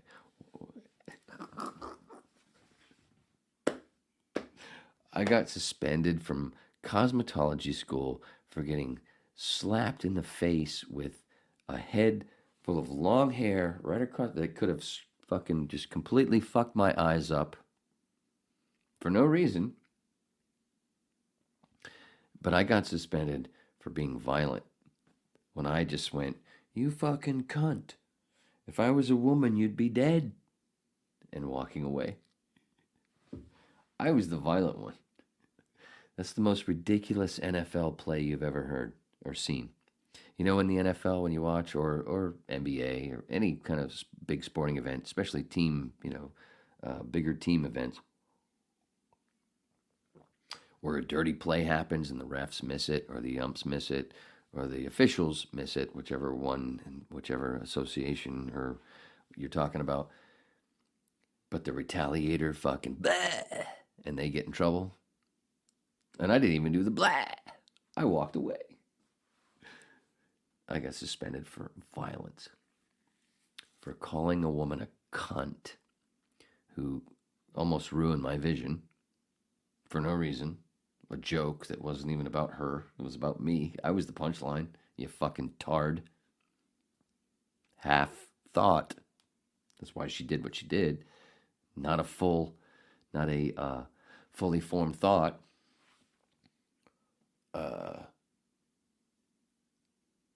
And I said some words and walked out of the room.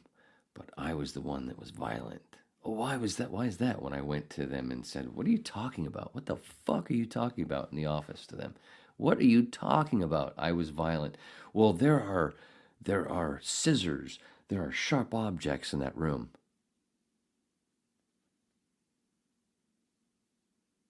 What the fuck does that mean? What does that mean? I wasn't holding any. I never went and grabbed any. I got hit in the fucking face with a head full of hair that could have destroyed my vision over a joke where I was the punchline.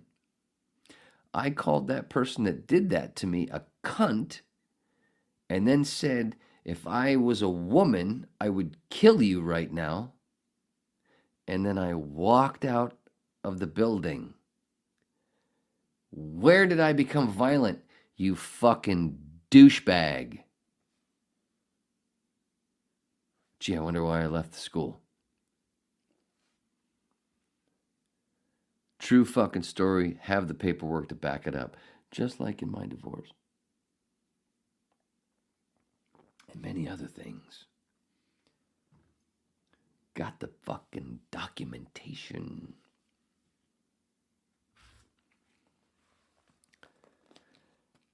The Roseanne thing, that had to have been why I wanted to tell that fucking story.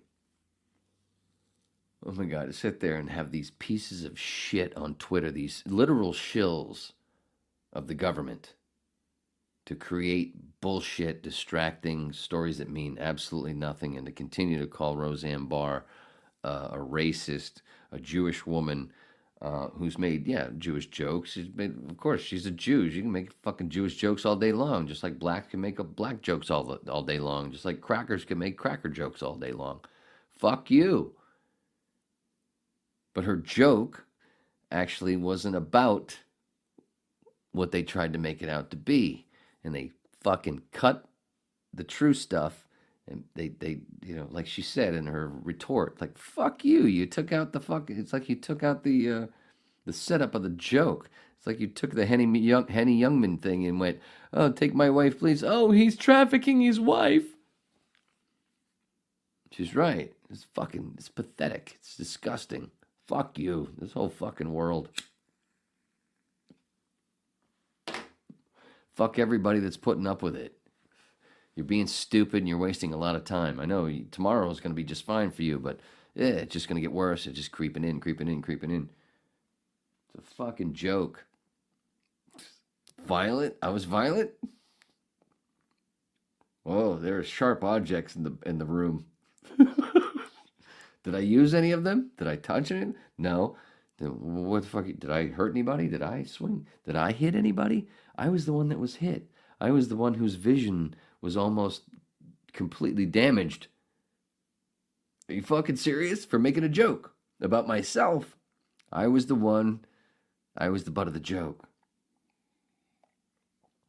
Because some cunt, for some reason, lost her sight of sarcasm, the smart one of all those women that were in that class, because that cunt lost that sense for a second and was violent with me, and I went, woo, that's bullshit. If I had a vagina, I'd kill you now, but I'm going to leave. I was the one that was violent. Thank you for showing me what insane is. You fucktards. I grew up next to a fucking insane asylum. I already know what it is. You're making it worse.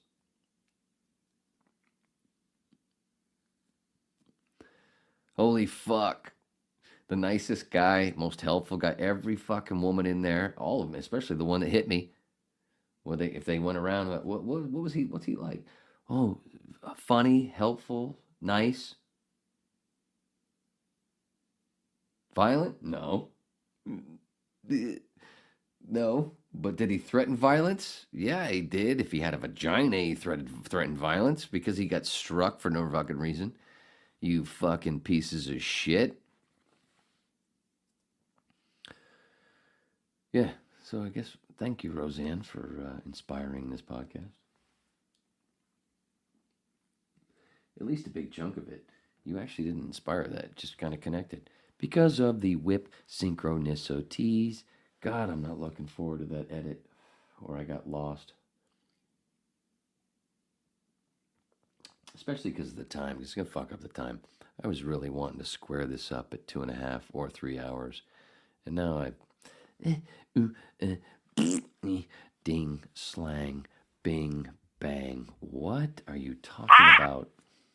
No, please, say that again. I didn't get that the first time. Oh. No, seriously. What are you trying to say? I don't get it. Oh. Remember,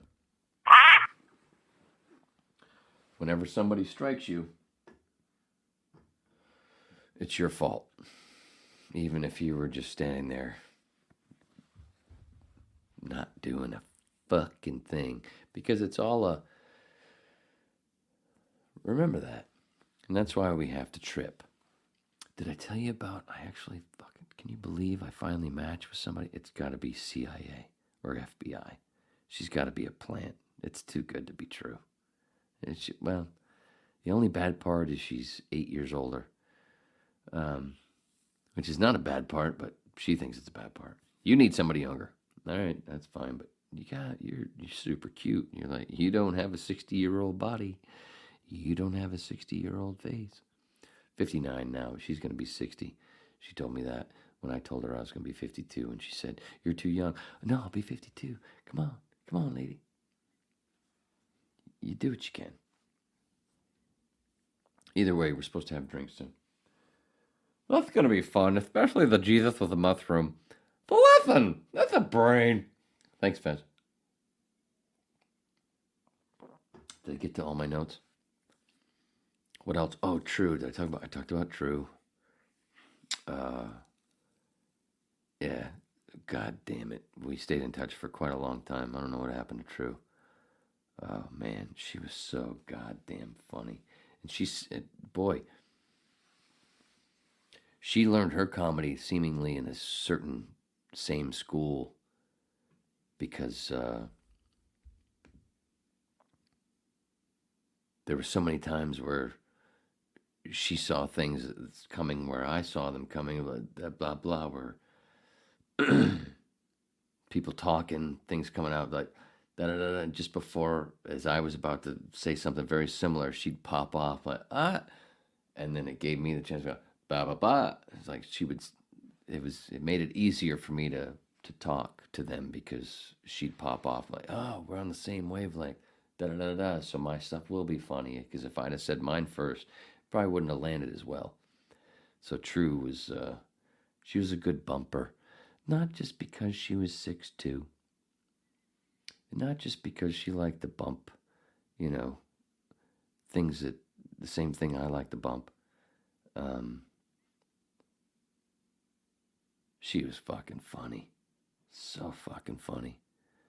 What else? What else did I have on there? Suspended. True, yeah. Just fucking crazy. Oh, and then, of course, the other disrespect that I put up with. One of the other there was two other dudes for a little while in the class. One of them, super gay. Super gay. And he put on a show every goddamn day he was there, which was not very often because he partied a lot, apparently. So he wasn't there for very long. But then there was this other dude who said he was bisexual, and he lived near me, and I used to give him a ride home just because it was he wasn't too far. Nothing. Didn't do anything with the dude.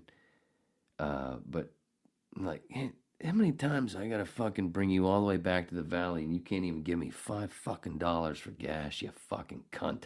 How many fucking times? I fucking made this a cheap ride. You would have spent fucking 3 hours on the train getting back here. I just brought you home in 30 minutes. Can't even give me $5 fucking. I just did it 3 weeks in a row.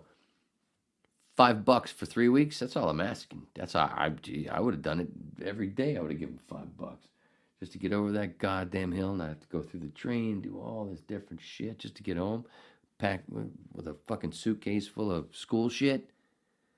fucking twat. Immigrants. What can you do? That's a joke, YouTube. Hey, did I play this? Oh, shit. Did I take it off there? God damn it. I was going to play it. Wait a minute. What's that? What's that there? What is this? No. Why is the clothes already there? Oh, I see what happened. Because I added new shit so I could pee. What the hell is this? My sister had this friend who had a baby. And when... Oh. Yeah. Because I had to pee extra. Isn't that fun?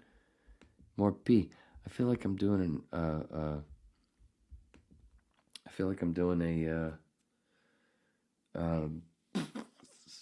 shit. Ari Shafir's podcast. Skeptic Tank.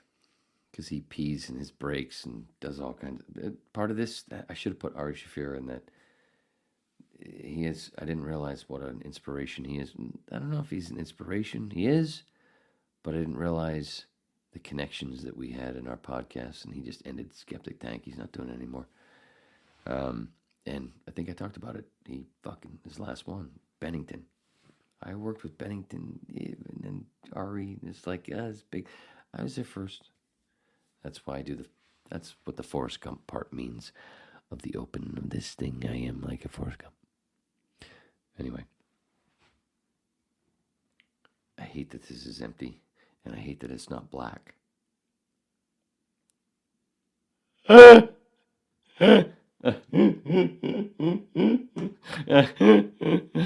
my... I hadn't practiced doing Eddie in a long time, but I used to do the Eddie Murphy laugh really fucking well. You could tell. It would have been really good. Wow, it's so funny on my notes. The Maher Blue Room story, A-Team 6th grade. I keep bouncing those fucking stories. Those stories have been bounced for how many whips? So funny. They always get bounced to the bottom, and I keep... Oh, now it's starting to sound gay. All right, where are we? We're here. We're queer. We will not disappear. This has been my Fez tutorial. Thank you. Another Fez Whatley reference. It was a Fez Whatley reference. Fez didn't sound like that. That's a whole new thing. That's the little brain. That's the brain. Off at the mad. That's the brain. Listen. Did we finish it all? Yeah. So we got the Warren Beatty shit out of the way. Oh, the other part about that picture that I thought was funny was he's wearing a fucking hat. He's wearing his belt is like the Morrison belt, which is also around Slash's hat and Gary Rosington's hat. And Ronald Wayne Van Zant also wore that belt a few times. I'm just fucking saying, bitches. My music. Watch James Corbett, The Corbett Report, Jimmy Dore Show, Robert Russell Brand, Kim Iverson, Glenn Greenwald, and the Revolutionary Blackout Network. But look for yourself. I'm just a fun babbling lecturer or dabbler. Remember all Neo, aka One Star Ran Long at Above comedian Jimmy Schubert again. Thanks, Gary. Daddy loves you. Messing with my peebles. You're goddamn right.